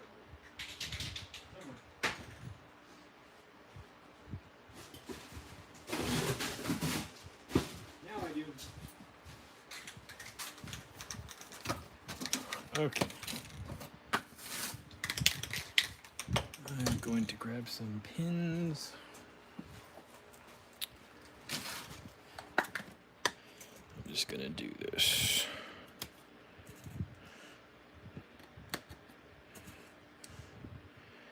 Just to hold them in place because I don't feel like I don't have any tacky stuff around me, so I'll just do this really quick.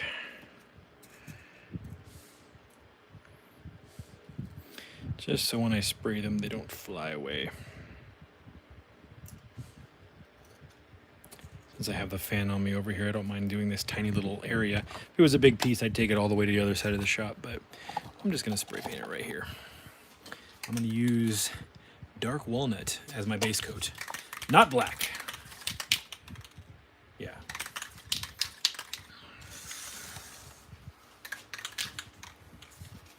I'm just gonna do it. Since I have a fan on me, I'm not worried about it.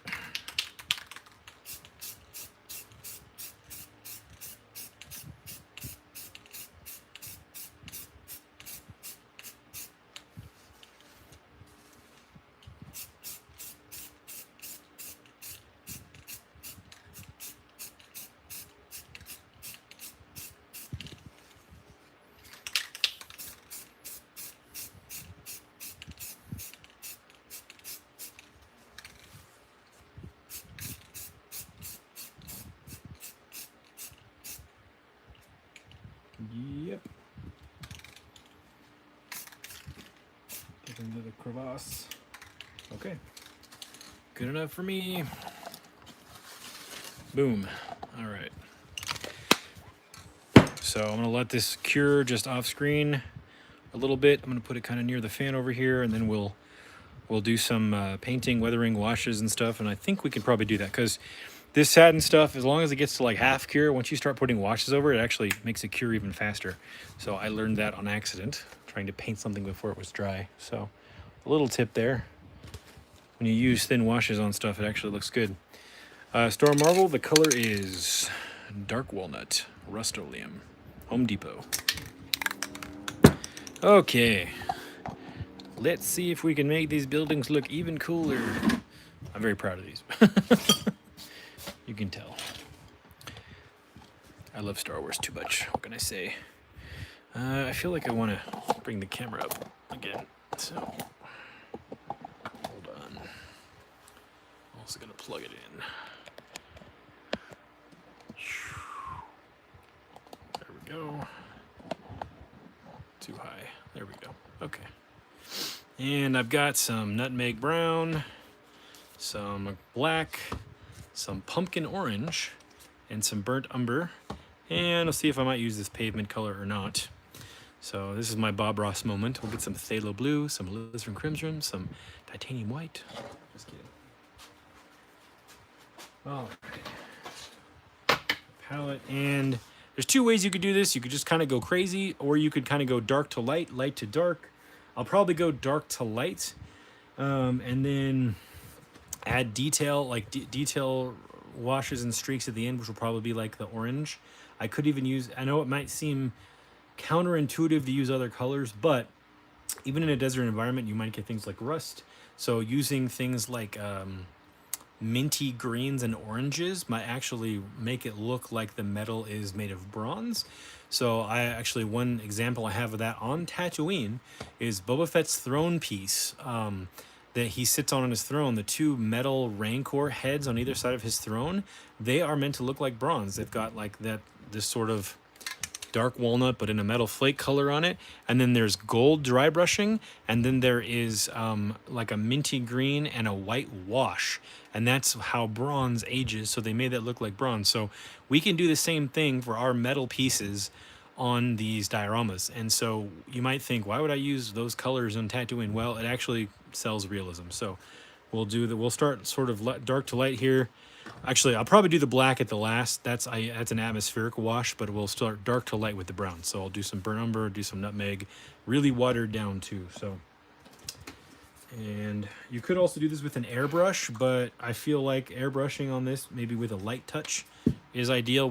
I might do all this by hand, and then at the very end, bring all the buildings back and do some light touching touch airbrushing at the very end instead of doing it one at a time, which actually takes longer. So let's start with this one. And I have this whole thing of brushes here. I'm just gonna grab probably a thinner, flatter brush.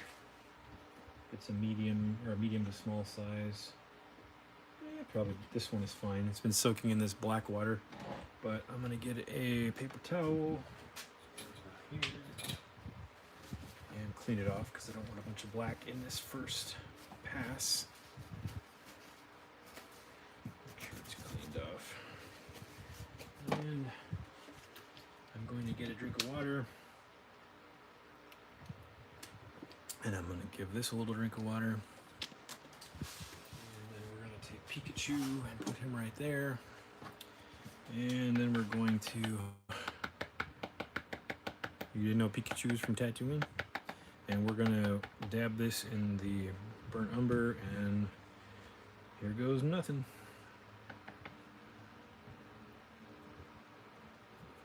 Nope, that brush is not sharp enough. Try again, Oilers.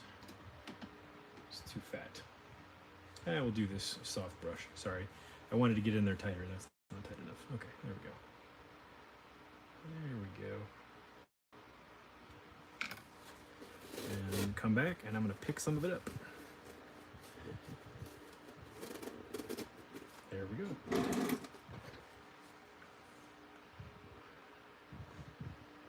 Make a scene from Andor. That would be very cool. I'm sorry, I didn't see your name. It's the Craftinator. That's an awesome name. Did you come from the future to avenge me or something, or avenge yourself? The Craftinator. I don't have any plans to make a specific scene from Andor in mind, but I definitely will be inspired by what I see in the show. You know what I mean? So all I'm doing is going to kind of follow some lines here and then drag some sort of drips down, right? And then in areas where it is too heavy, just going to take my paper towel and dab it back up. And then you kind of keep going back and forth over it until you get the density of color that you want. And that's why I started with a lot of water here, because I'm not necessarily looking to paint this full on yet. I just want to add this a little bit at a time. I'm photoshopping my diorama, just little thin, slightly opaque layers of effects.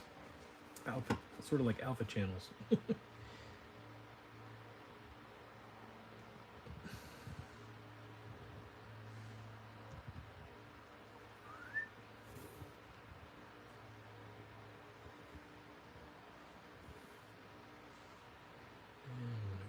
Here, oh, you can't see it.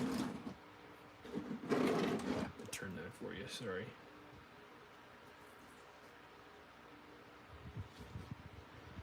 And I'm going to kind of just brush it out and fade it as I come away from that. This is just what I'm literally just kind of making this up as I go here. I'm just trying to not let it pile up too dense. And I'm following the inner curves where, not that Tatooine gets rainwear, but it does get weather wear, right? So I don't want it to look so much like it's been rained on, but maybe like grease and acid and whatever it's been coated with has run off of it over the years as the weather has like beat it down, stuff like that. I'm gonna go back over it, pick it up. This is really subtle. All we're going for is subtle, right, Pikachu? Pika! Stay there. Okay, fine, stay there.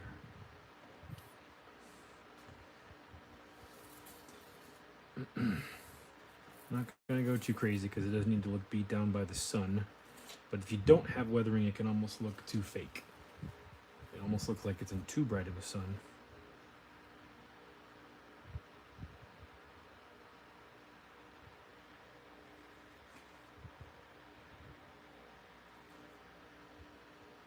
You can even stipple it out to create a gradiated effect. So I don't know if you kind of noticed I did like a line and a line and a line. And now I'm kind of dabbing out to kind of create a gradiated effect. You can even do that down here.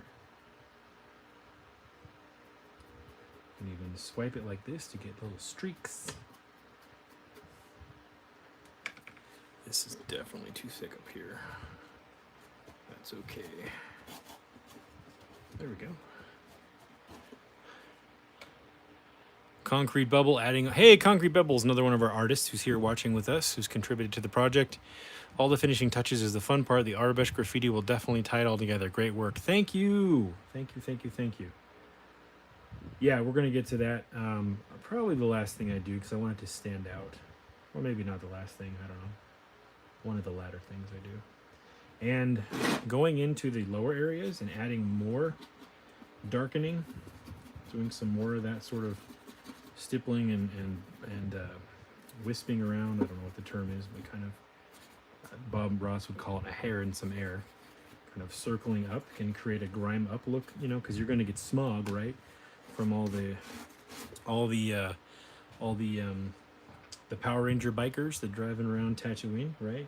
They're going to create a lot of smog, and so you need to have that smog settle somewhere on the buildings.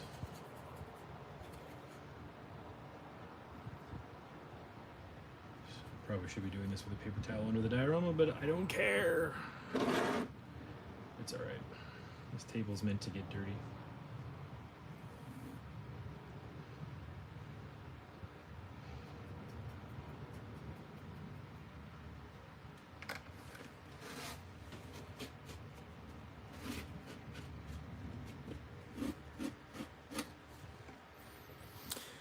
It's hard to see at this angle, but there's a lot. Oops, there's a lot going on.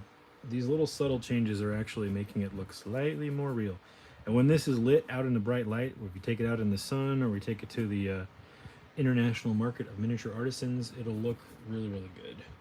This lighting doesn't really showcase it well in the camera, but trust me. Do some streaks up from the bottom. That always works well.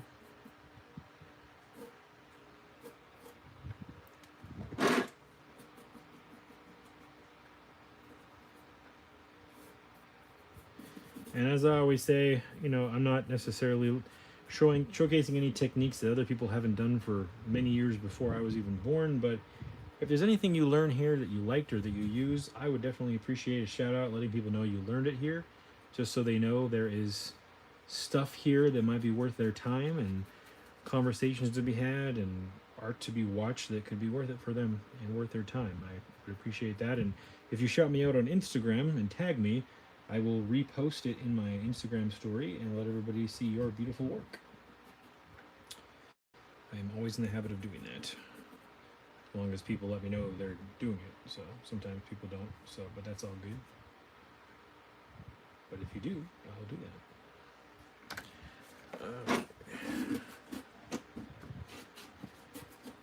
So one of the things you want to try to avoid too is letting this is a scale diorama. So if I put a drip here and that drip stops right there and you get this circular drip shape that's the size of a normal size 1-to-1 scale drip, and it dries, it's gonna look bad because it's gonna look like it's dirty. So when you get a drip like this, swipe it down. Just swipe it down and it will create thinner streaks, and then the streaks will look more in scale than the drip would have. So, whoops, I just splattered all the way across the diorama. That's okay.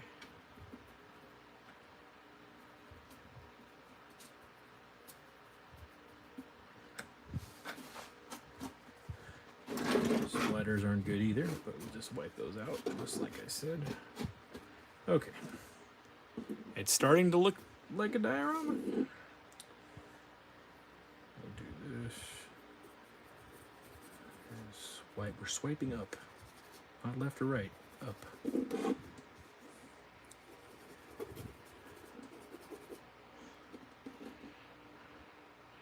Steel barrels from scratch, not 3D printed.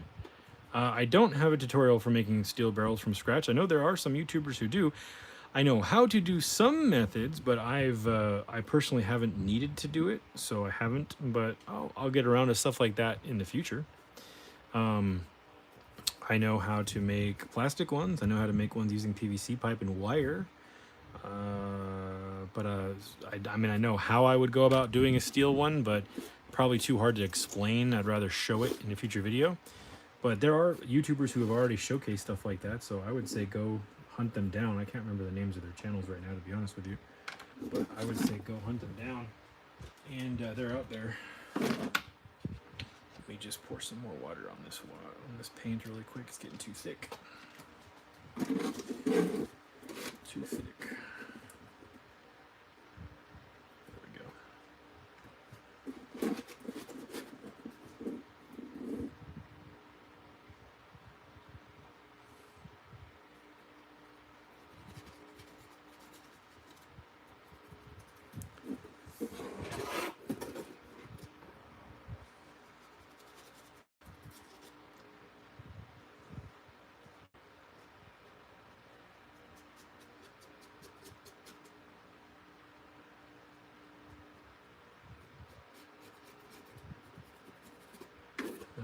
Okay. All right, so it'll do this side at this angle. So this is fresh. This is just 3 different types of spray paint on the grout, the resin-based tile grout. So you can watch here. This is a better lighting angle. Sorry, the other one wasn't so great. So, and part of the reason I'm doing some of these like corners and following the edges is because it adds a highlight to it with a dark tone. It actually will draw interest to the piece and showcase the detail. Even though you may not necessarily have edges like this darker, you might have them lighter, which you could do that as well in real life. But it's just a way of making the piece pop, I guess, is what I'm trying to say.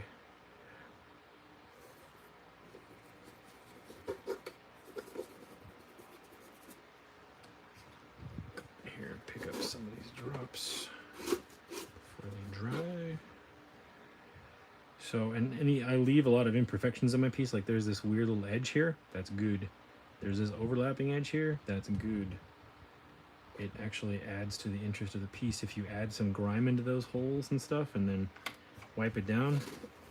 It can really add to the detail and make all that pop more. You could also do that with lighting if you put dramatic lighting on it, of course, but I'm more of the diorama maker than I am the toy photographer. So, but I will paint lighting and paint lighting effects into stuff for the photographers to accentuate whatever they're gonna do, you know, with a piece.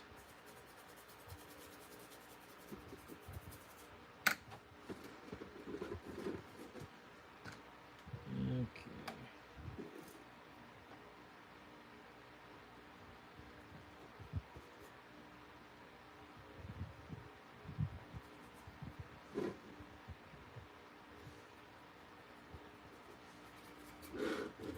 Pretty good. This looks a little too runny in here, so I'm just gonna add some more and brush it out. Some of these areas look a little too damp. I probably got a little too crazy. That's okay. Just blend it out.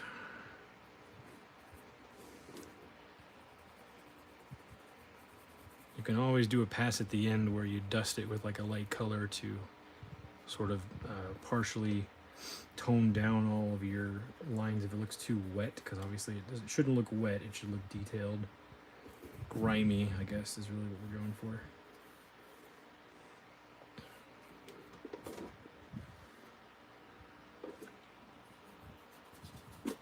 for. Okay. Oops. I can hear that's a little bit too wet looking. Fade it out. New Future Customs 112. Those slime barrels are so good. They're like $1 each. Yeah, they are great. I have a whole box of those that I need to get around to painting. I used to paint a lot of those and sell those in sets of 2 or 3 as like flammable liquid barrels that I used to make. I'll probably make some more of those down the road and put them in my Etsy store. I just haven't done it in a while, just because I've been so busy with the larger pieces. So, but I want to get back to making some individual props. I just haven't done it in a while. Blend that out. There we go. All right. Feel like that's good enough for now. On this, look at how these are drying. Not bad. Oh, that's a little thick. I'm not worried about that. See, look, it's already starting to cure. Okay. So let's weather this other building with the same burnt umber, and then we'll do maybe another color. Okay.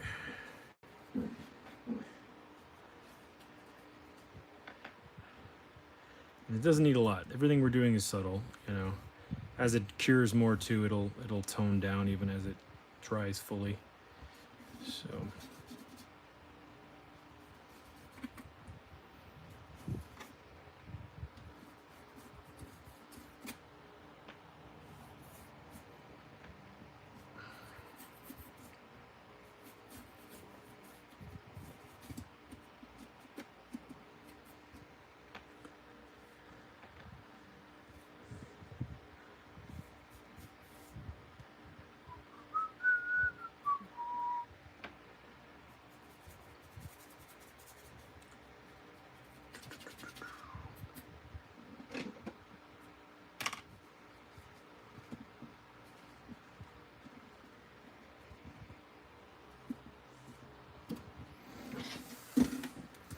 all right, I actually think I need a little more paint.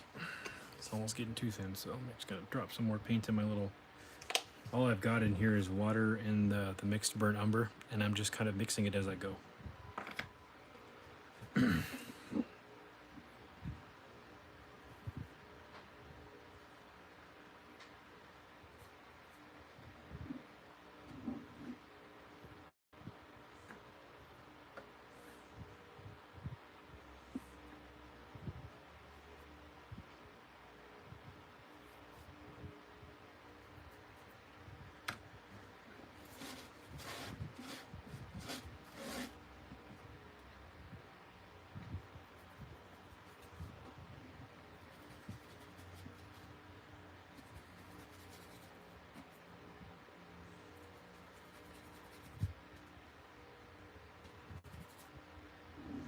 So you can see the difference there.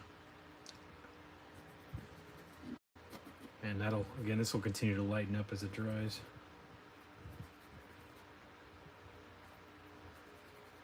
I can always go back over with a light wash too if I feel like it's too dark.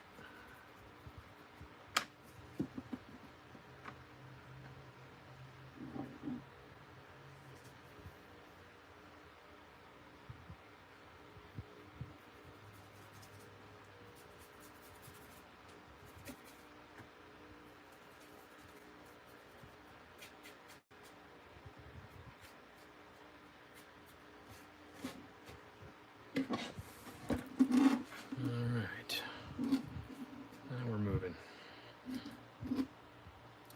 Sometimes you have to do a little bit to get in the groove, and then it starts moving faster for you. Once you figure out, you know, all the little factors like the temperature of the room that you're working in and how much water you need to get what effect on what texture, you know, once you kind of get the feel for it, you can start moving faster.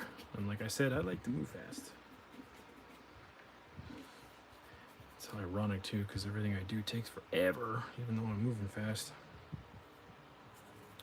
Oh well.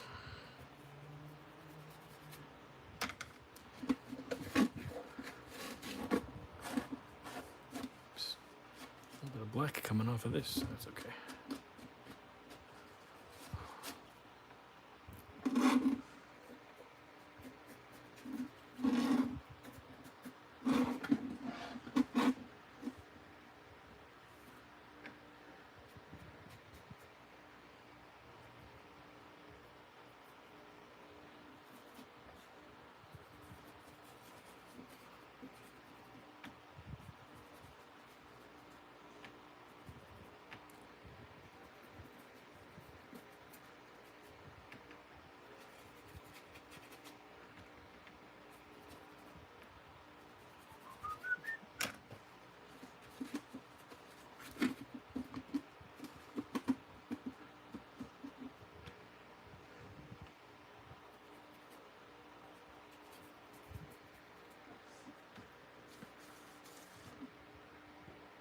Felipe Fierro, great tips on the barrels. I'd love to get some of those slime containers, but I live in Mexico. Yeah, you know, you can order smaller ones off the Dollar Tree website. I don't know if you have Dollar Trees down there in Mexico. I know there's some crossover stores, but I actually ordered the smaller containers off of their website and made like little chemical container barrels that were smaller. I've done that before. I wasn't able to find the bigger ones on their website in the past, but I found the smaller ones. It's been a while since I looked though. It's been years, so they might not even be there anymore, but you can go check. You can order them off of I think Amazon has them too. If you know anybody, you can get those for you. Oh, getting too thick again. It's looking like a poo streak. I don't want that.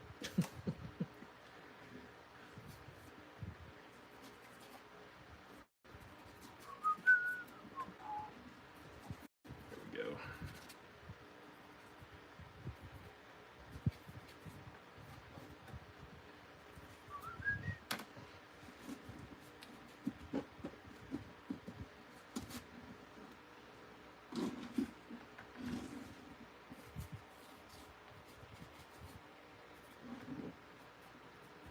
The point is to be random too. Like, I'm following a theme where I'm kind of tracing each rectangle and then doing a little bit of weathering on these like fins, but I'm doing it differently every time. I'm not trying to be a perfect carbon copy of the thing I did before it. So it will pay off in the end. Now I need a little bit more paint again. Just a little bit.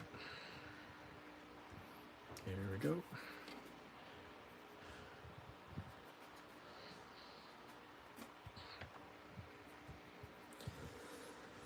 A little bit more over here. Dried a little bit too much.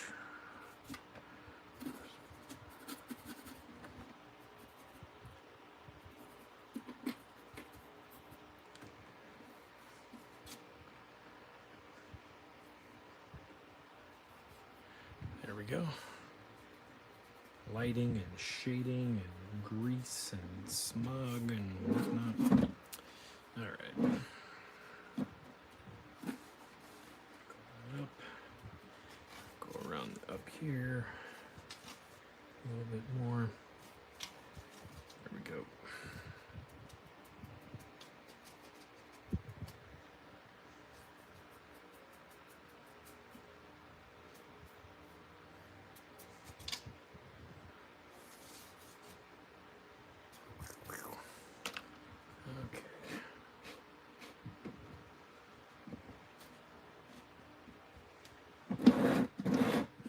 Go.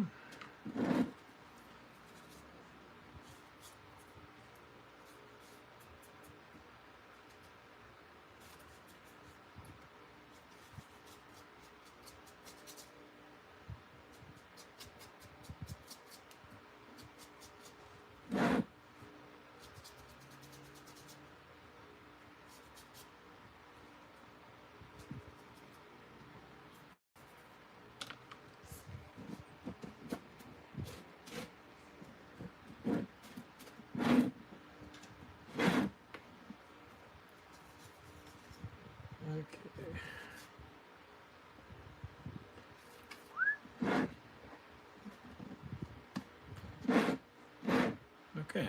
I think that one's good. Look at all that loveliness. Right into that.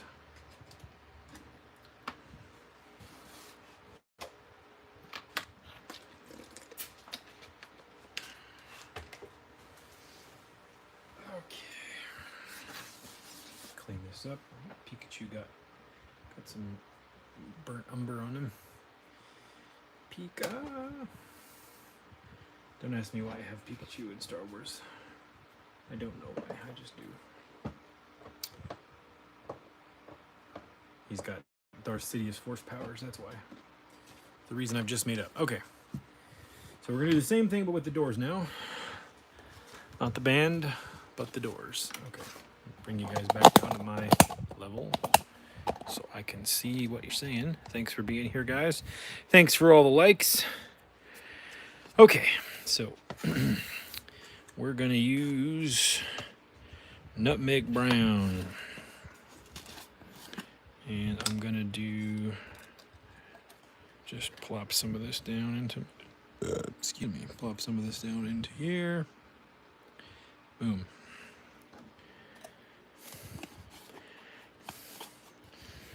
Okay, and get my brush again, and this one we can pull these pins out. Put these back in here. All right, and this is not fully dried yet, but I don't really care because we want it to look weathered, so it's actually going to add to the effects. So first thing I'm going to do is grab silver.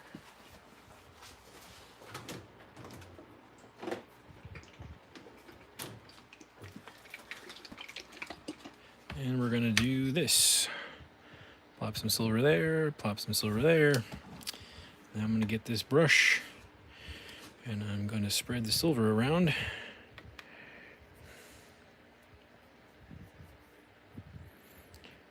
I'm not going to worry about it drying, but I got a very wet brush. That's on purpose. It helps the paint flow into all these little cracks and crevices.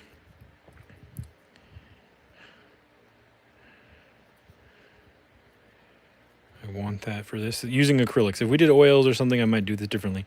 But this is how I've learned to work with acrylics. So just a cautionary note. It doesn't necessarily work for every single kind of paint and every single kind of brush, but what we're doing with what we're doing here should be just fine. I'm going to leave that there. I'm going to get my brush wet again. I'm going to spread this silver around here.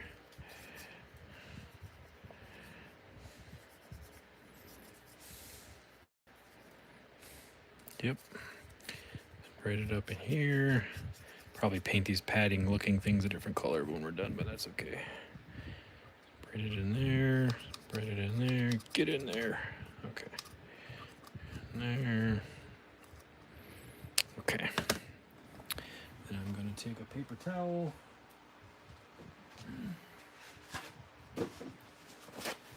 And if this does what I want it to do, it should look pretty cool. I'm going to just drag straight down. There we go.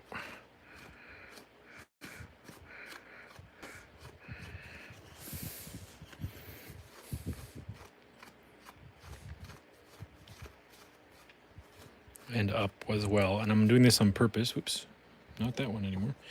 And I'm going to basically just kind of wipe back and forth, if I can keep the paper towel in my hand. And as I do this, it'll actually make the paint dry, and it'll smear it in vertical lines to look like weathering on the door. I'm also going to, a little bit too much in those crevices there. That's okay. I'm going to squish it out. And this is a minimal thing, but it actually, as you layer things up, it'll just be one of those little layers that will add to the, oh, how'd you do that? Well, this is how I did that. And see, this like instantly cured that satin paint. I don't know why it does that. I don't know if it's a water thing or another layer of paint thing or what, but it does it. There we go. And same thing here. Oops, got a little nutmeg paint on that. That's okay.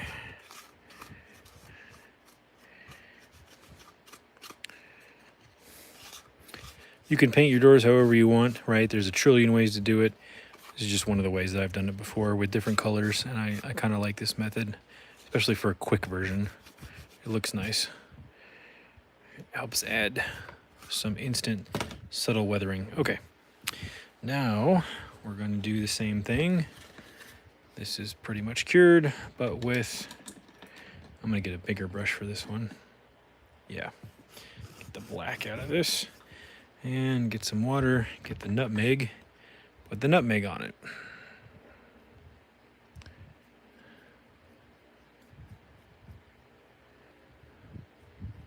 Nutmeg is leaning more towards a rust color. You can see that there.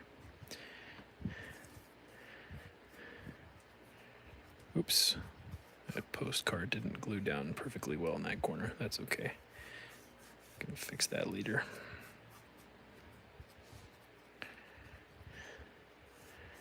Of course, you could just paint this brown and put an orange wash over it and call it a day, but that would be boring. It would look nice, but it would be boring. So we're going to do it the slightly less boring way.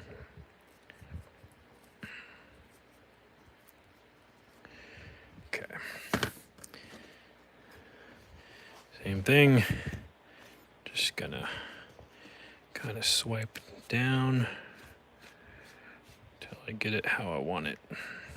You could also, you don't have to swipe either. You could dab it. You could just do like this if you wanted to. That's another way. You could stipple it with a brush. You could spray with denatured alcohol. You could do whatever. This is just one way. Again, I always try to remind people too, I'm not telling you this is the way. This is just a way. So if you've seen another way you like better, you don't have to do this. Don't think I'm telling you this is the best way. It's just a way. You leave it pulled up in those areas. It looks like collected up rust, right? You get some, the reason I like methods like this is because it adds randomness to it, which looks more natural. And all you have to do is sort of subtractive. There we go. Same thing here. You just kind of take away what you don't like, and you can always add more later.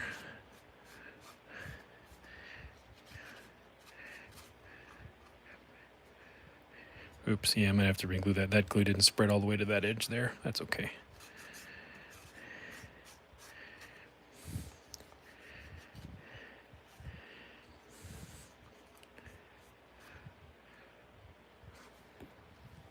Absolutely, Troy.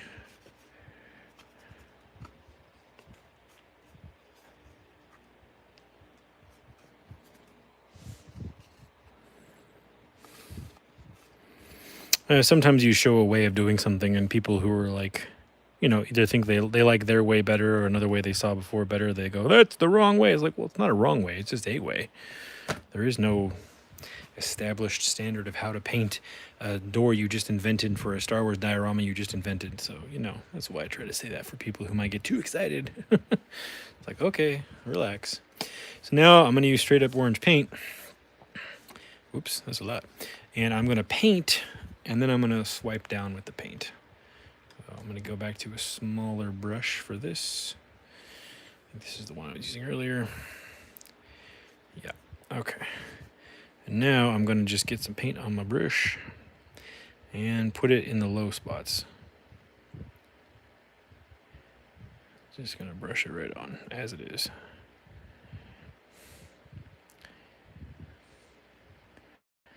The low spots in the crevices.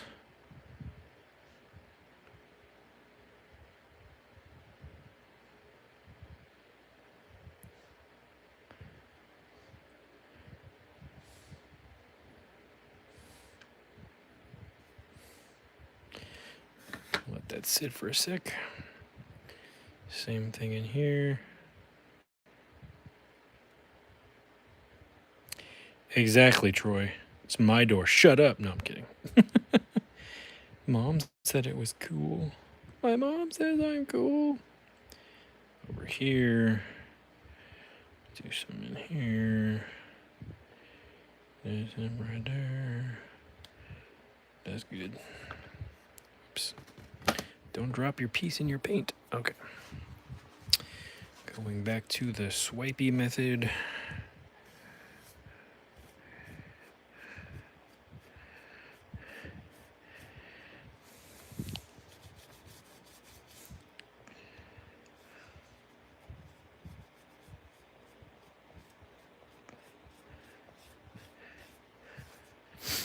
I need to get a new paper towel. Too much paint on that.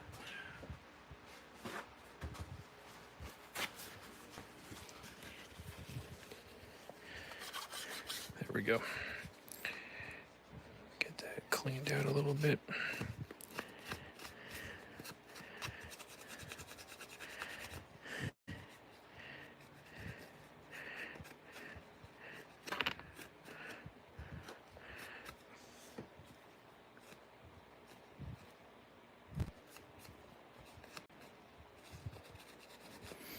Might even spread some more water on this because that's drying a little quicker than I wanted it to, but that's okay. There we go. Just to get some of that off, knock it down a little bit. There we go. A little too thick in a couple areas for me.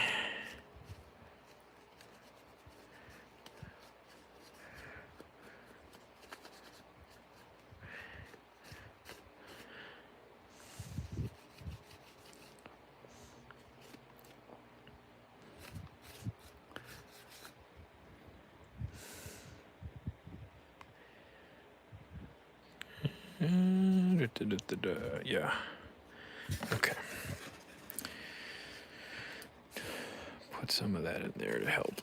Okay.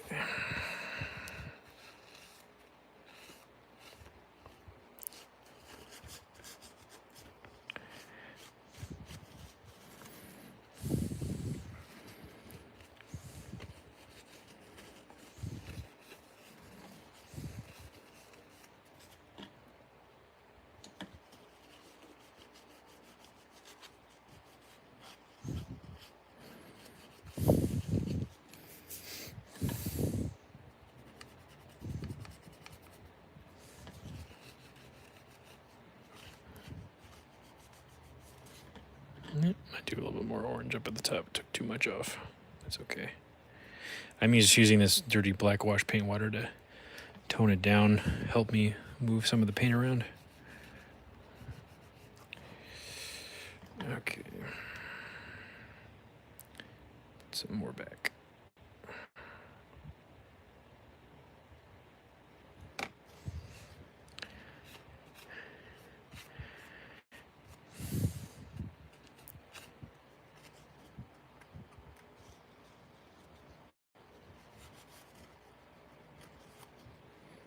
There we go.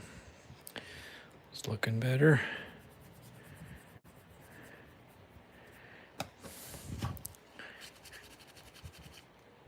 There we go. Trying to get the swirlies that are left over to not look so like circular. I want them to look a little more straight. So I'm just re-wetting the area and then swiping the direction I want. Yeah, there we go.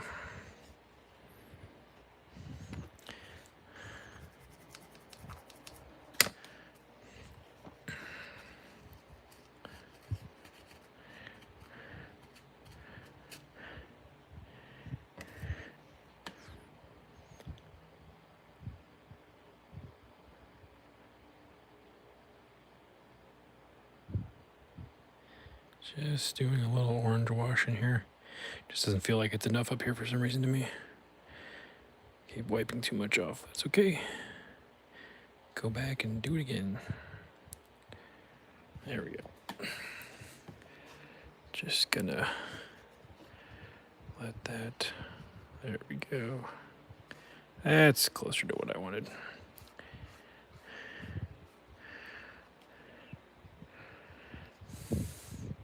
Trying to get it to look like moisture or something had settled in the door and it had just slowly kind of rusted downward over time. Settled in the groove that we created. There we go. That's much closer to what I was thinking. Okay.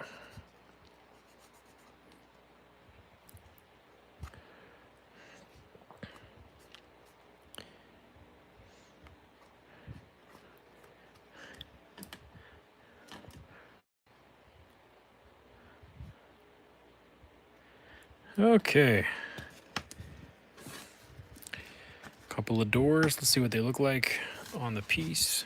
If I want to do anything else. I don't know. That looks pretty cool. Maybe I'll add a highlight color or something. Looks pretty cool. All right. Where's my silver? Let me just... I probably shouldn't use that brush. I'm going to dry brush a little silver back onto a couple of key points.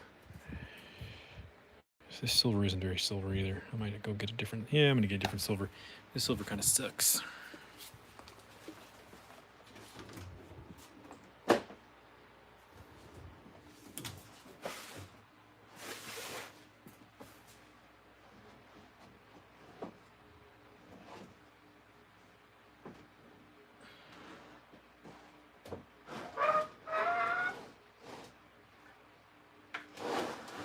Go, silver. Hi-ho, silver. I don't know where I put it. I have a really fancy silver paint. And of course, when I want it, I can't find it.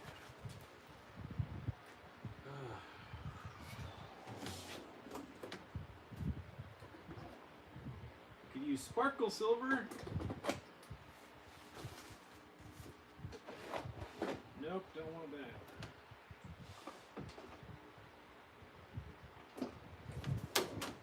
Go. Fancy silver paint. Sorry guys, hold on a sec.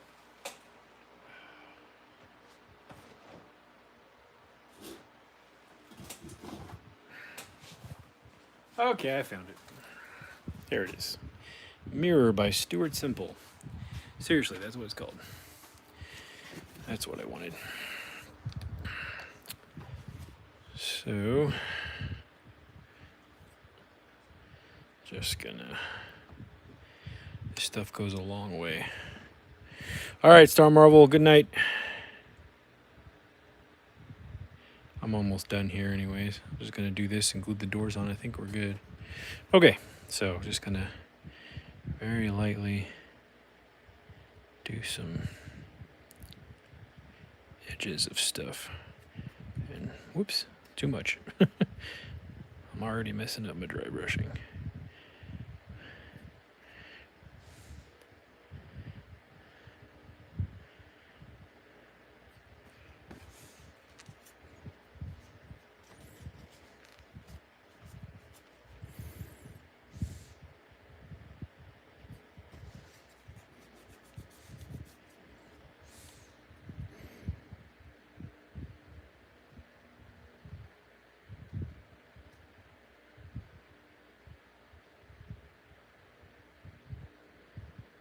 Subtlety.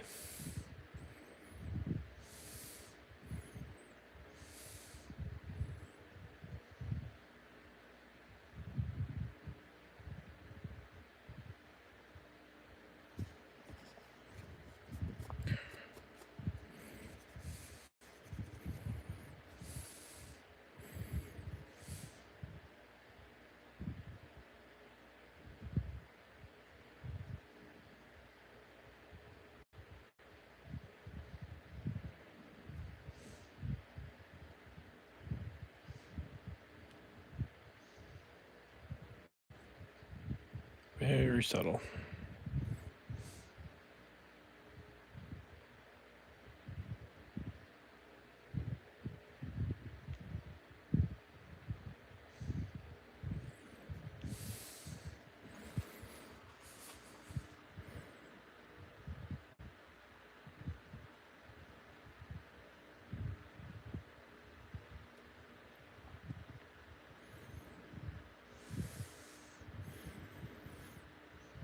Alright, a little bit more at the top here. There we go.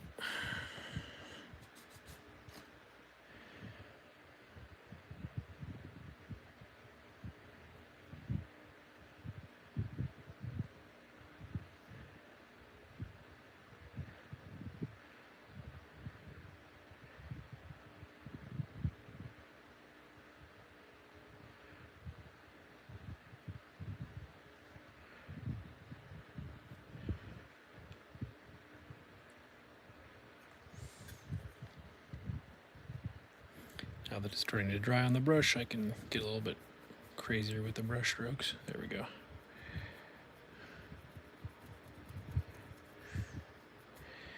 Create some scrapey lines. There we go.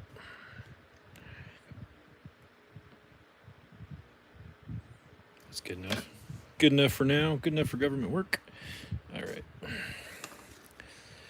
me just get some more paint in the cap.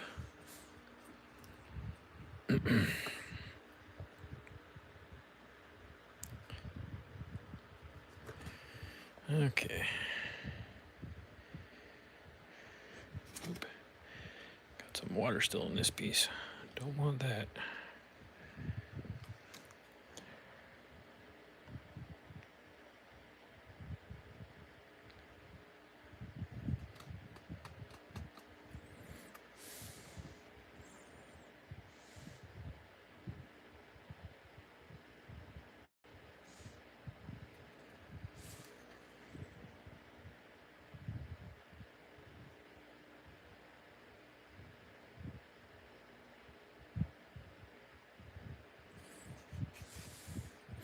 I'm knocking it down with my finger, by the way, just to take some of the sheen out of it.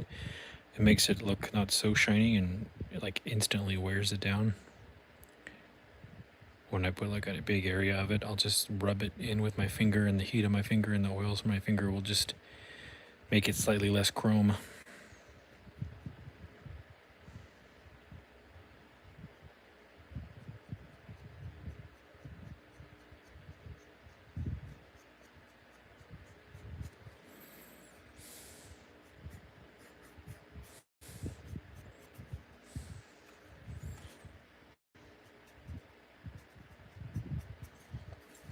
Oops, as I ruin it. Get a little bit more here. And go in here. C.H. Anthony, thank you for joining. I appreciate that. There we go.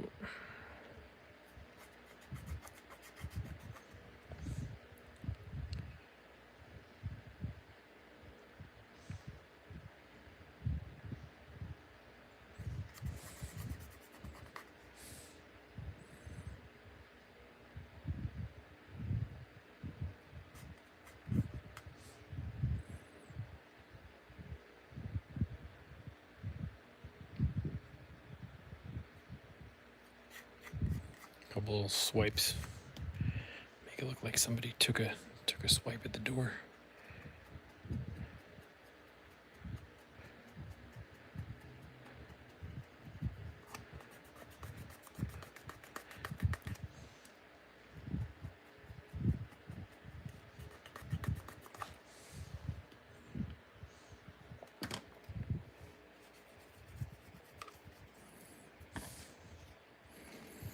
Just to tone it down.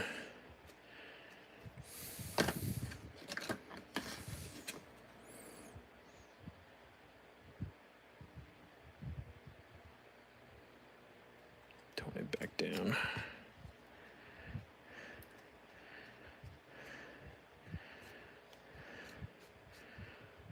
There we go. Okay, I am gonna call those doors. Oh no, I'm not gonna call them done. One more quick thing. Uno más. Kind of like the idea of painting some of the bottom of these khaki. Do I have enough paint left? This feels pretty empty. Maybe. There's the brush I just used. There it is. Get that off of there. Let's see if I have enough left. Oh yeah, I can do a little bit.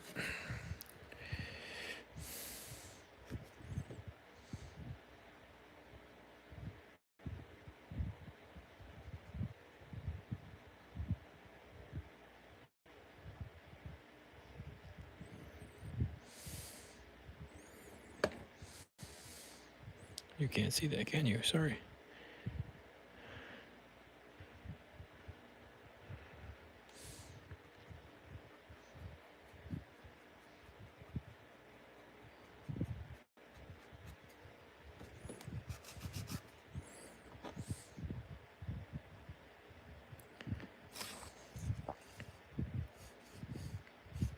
There we go. Just wanted to like add a highlight color thing. Sometimes I don't even know what to call it. There we go.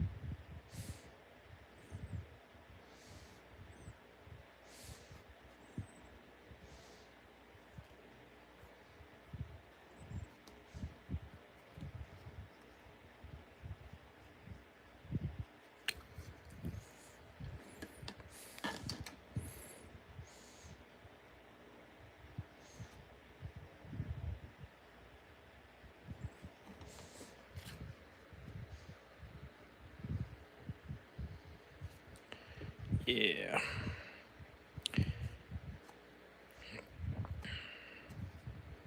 Oops.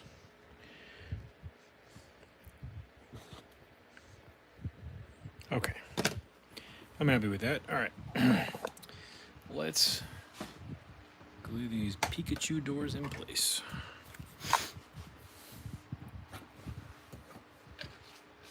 All right. Somebody remind me to get more khaki. Just send me a text message. Oilers, don't forget to run. Don't forget to get some khaki. Okay. Pikachu, go over there. Let's glue some stuff.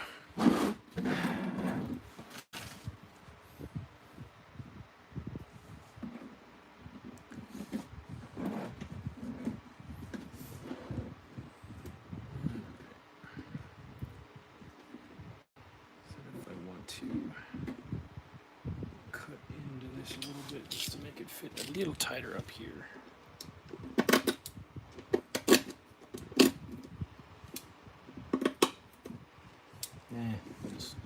Just, you know what I'll do?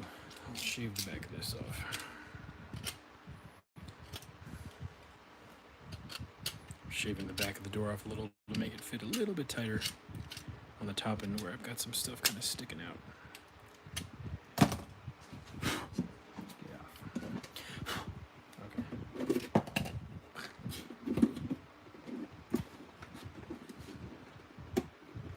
There we go. See what that looks like now with the diorama in the light? It's hard to tell when you're holding it in your hand in a bad lighting, but once you get it all together, it starts to come together. Let me get some glue.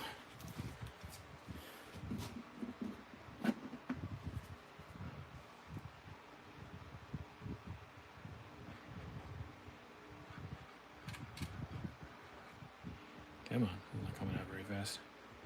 That's all right. Okay.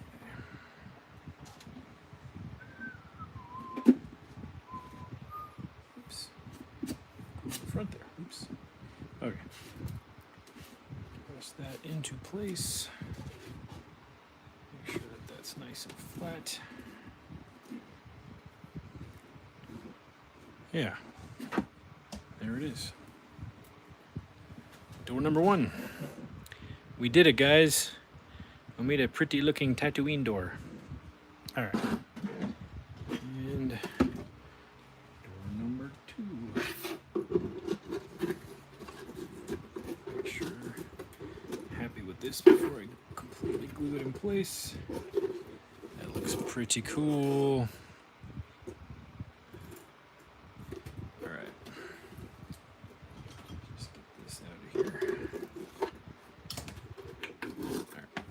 Glue on the die on this one because I have to kind of push and slide a lot.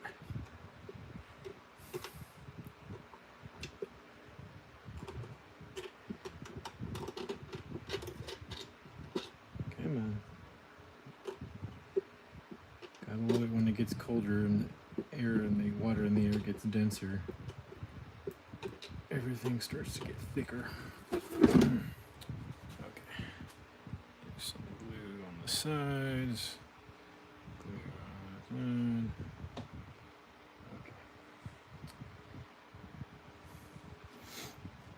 And now we can slide this puppy in.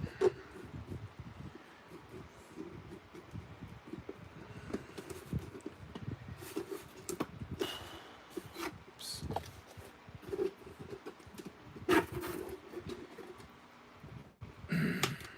There we go. Pop that into place. There it is. So sometimes things when they're separate look a little bit odd, but once they finally come together, if you're using the same paint schemes and color schemes, they start to look pretty okay. I love using cheap paints because I always feel like they look good on weathered things. When you need something to look fresh and new, get the expensive paints. But when you want something to look weathered and old, cheap paints really help do that. Let's take a look here. Here we go.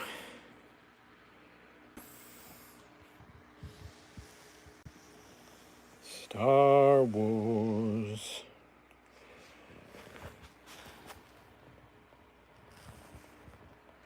So with that mirror paint I put on there, it adds a little bit of a shiny effect that you can't really tell, but having the differences in sheen makes it look more real. You know, you've got the paint, you've got the acid, you've got the etching, the weathering, the atmospherics, a little bit of a sheen of metal to make it look like it's a real material.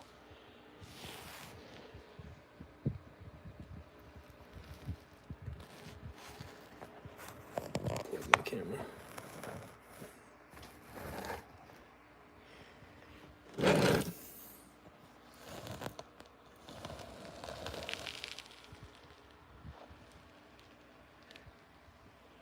Not too shabby. And I'm going to save the door on this one for the door that's being sent by one of our other participants. So I will put one of his doors on that one, and I have another one over there we'll put a door on. Okay. Hello.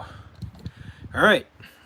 we did a Star Wars. So next week, what I'll do is I will try to get to pre-recording a live stream to premiere next Sunday for you all to watch. And you guys, I will set it as a premiere so you guys can talk in the chat. If I don't set it as a premiere, you won't be able to do that. But I'll set it as a premiere. I'll pre-record it. I'll basically do what I just did for a couple of hours and save it and premiere it. Yeah, next Sunday. I said that already twice. And I don't know, I'll pick maybe 2 more buildings or 3 more buildings and go through the either, not necessarily the same process, but I'll try to do something different. So we'll do the weathering, then we'll make some features, and then we'll glue them on. And so we'll kind of go through this one building at a time. Maybe I'll do some of the painting, the Arabic letters and detailing, stuff like that. So that is where I'm going to leave this stream. Thank you guys for coming by the Tiny Art Experiment. Thank you for the donations we got that I will help use for the transportation and shipping of either the dial or the photographers to the dial, whatever we end up having to do. But I hope you guys have a great week. Be safe, be kind to each other, and yeah, don't do anything stupid. And to quote Iron Man, don't do anything I would do, and don't do anything I wouldn't do. In fact, a little gray area in there, and that's where you operate.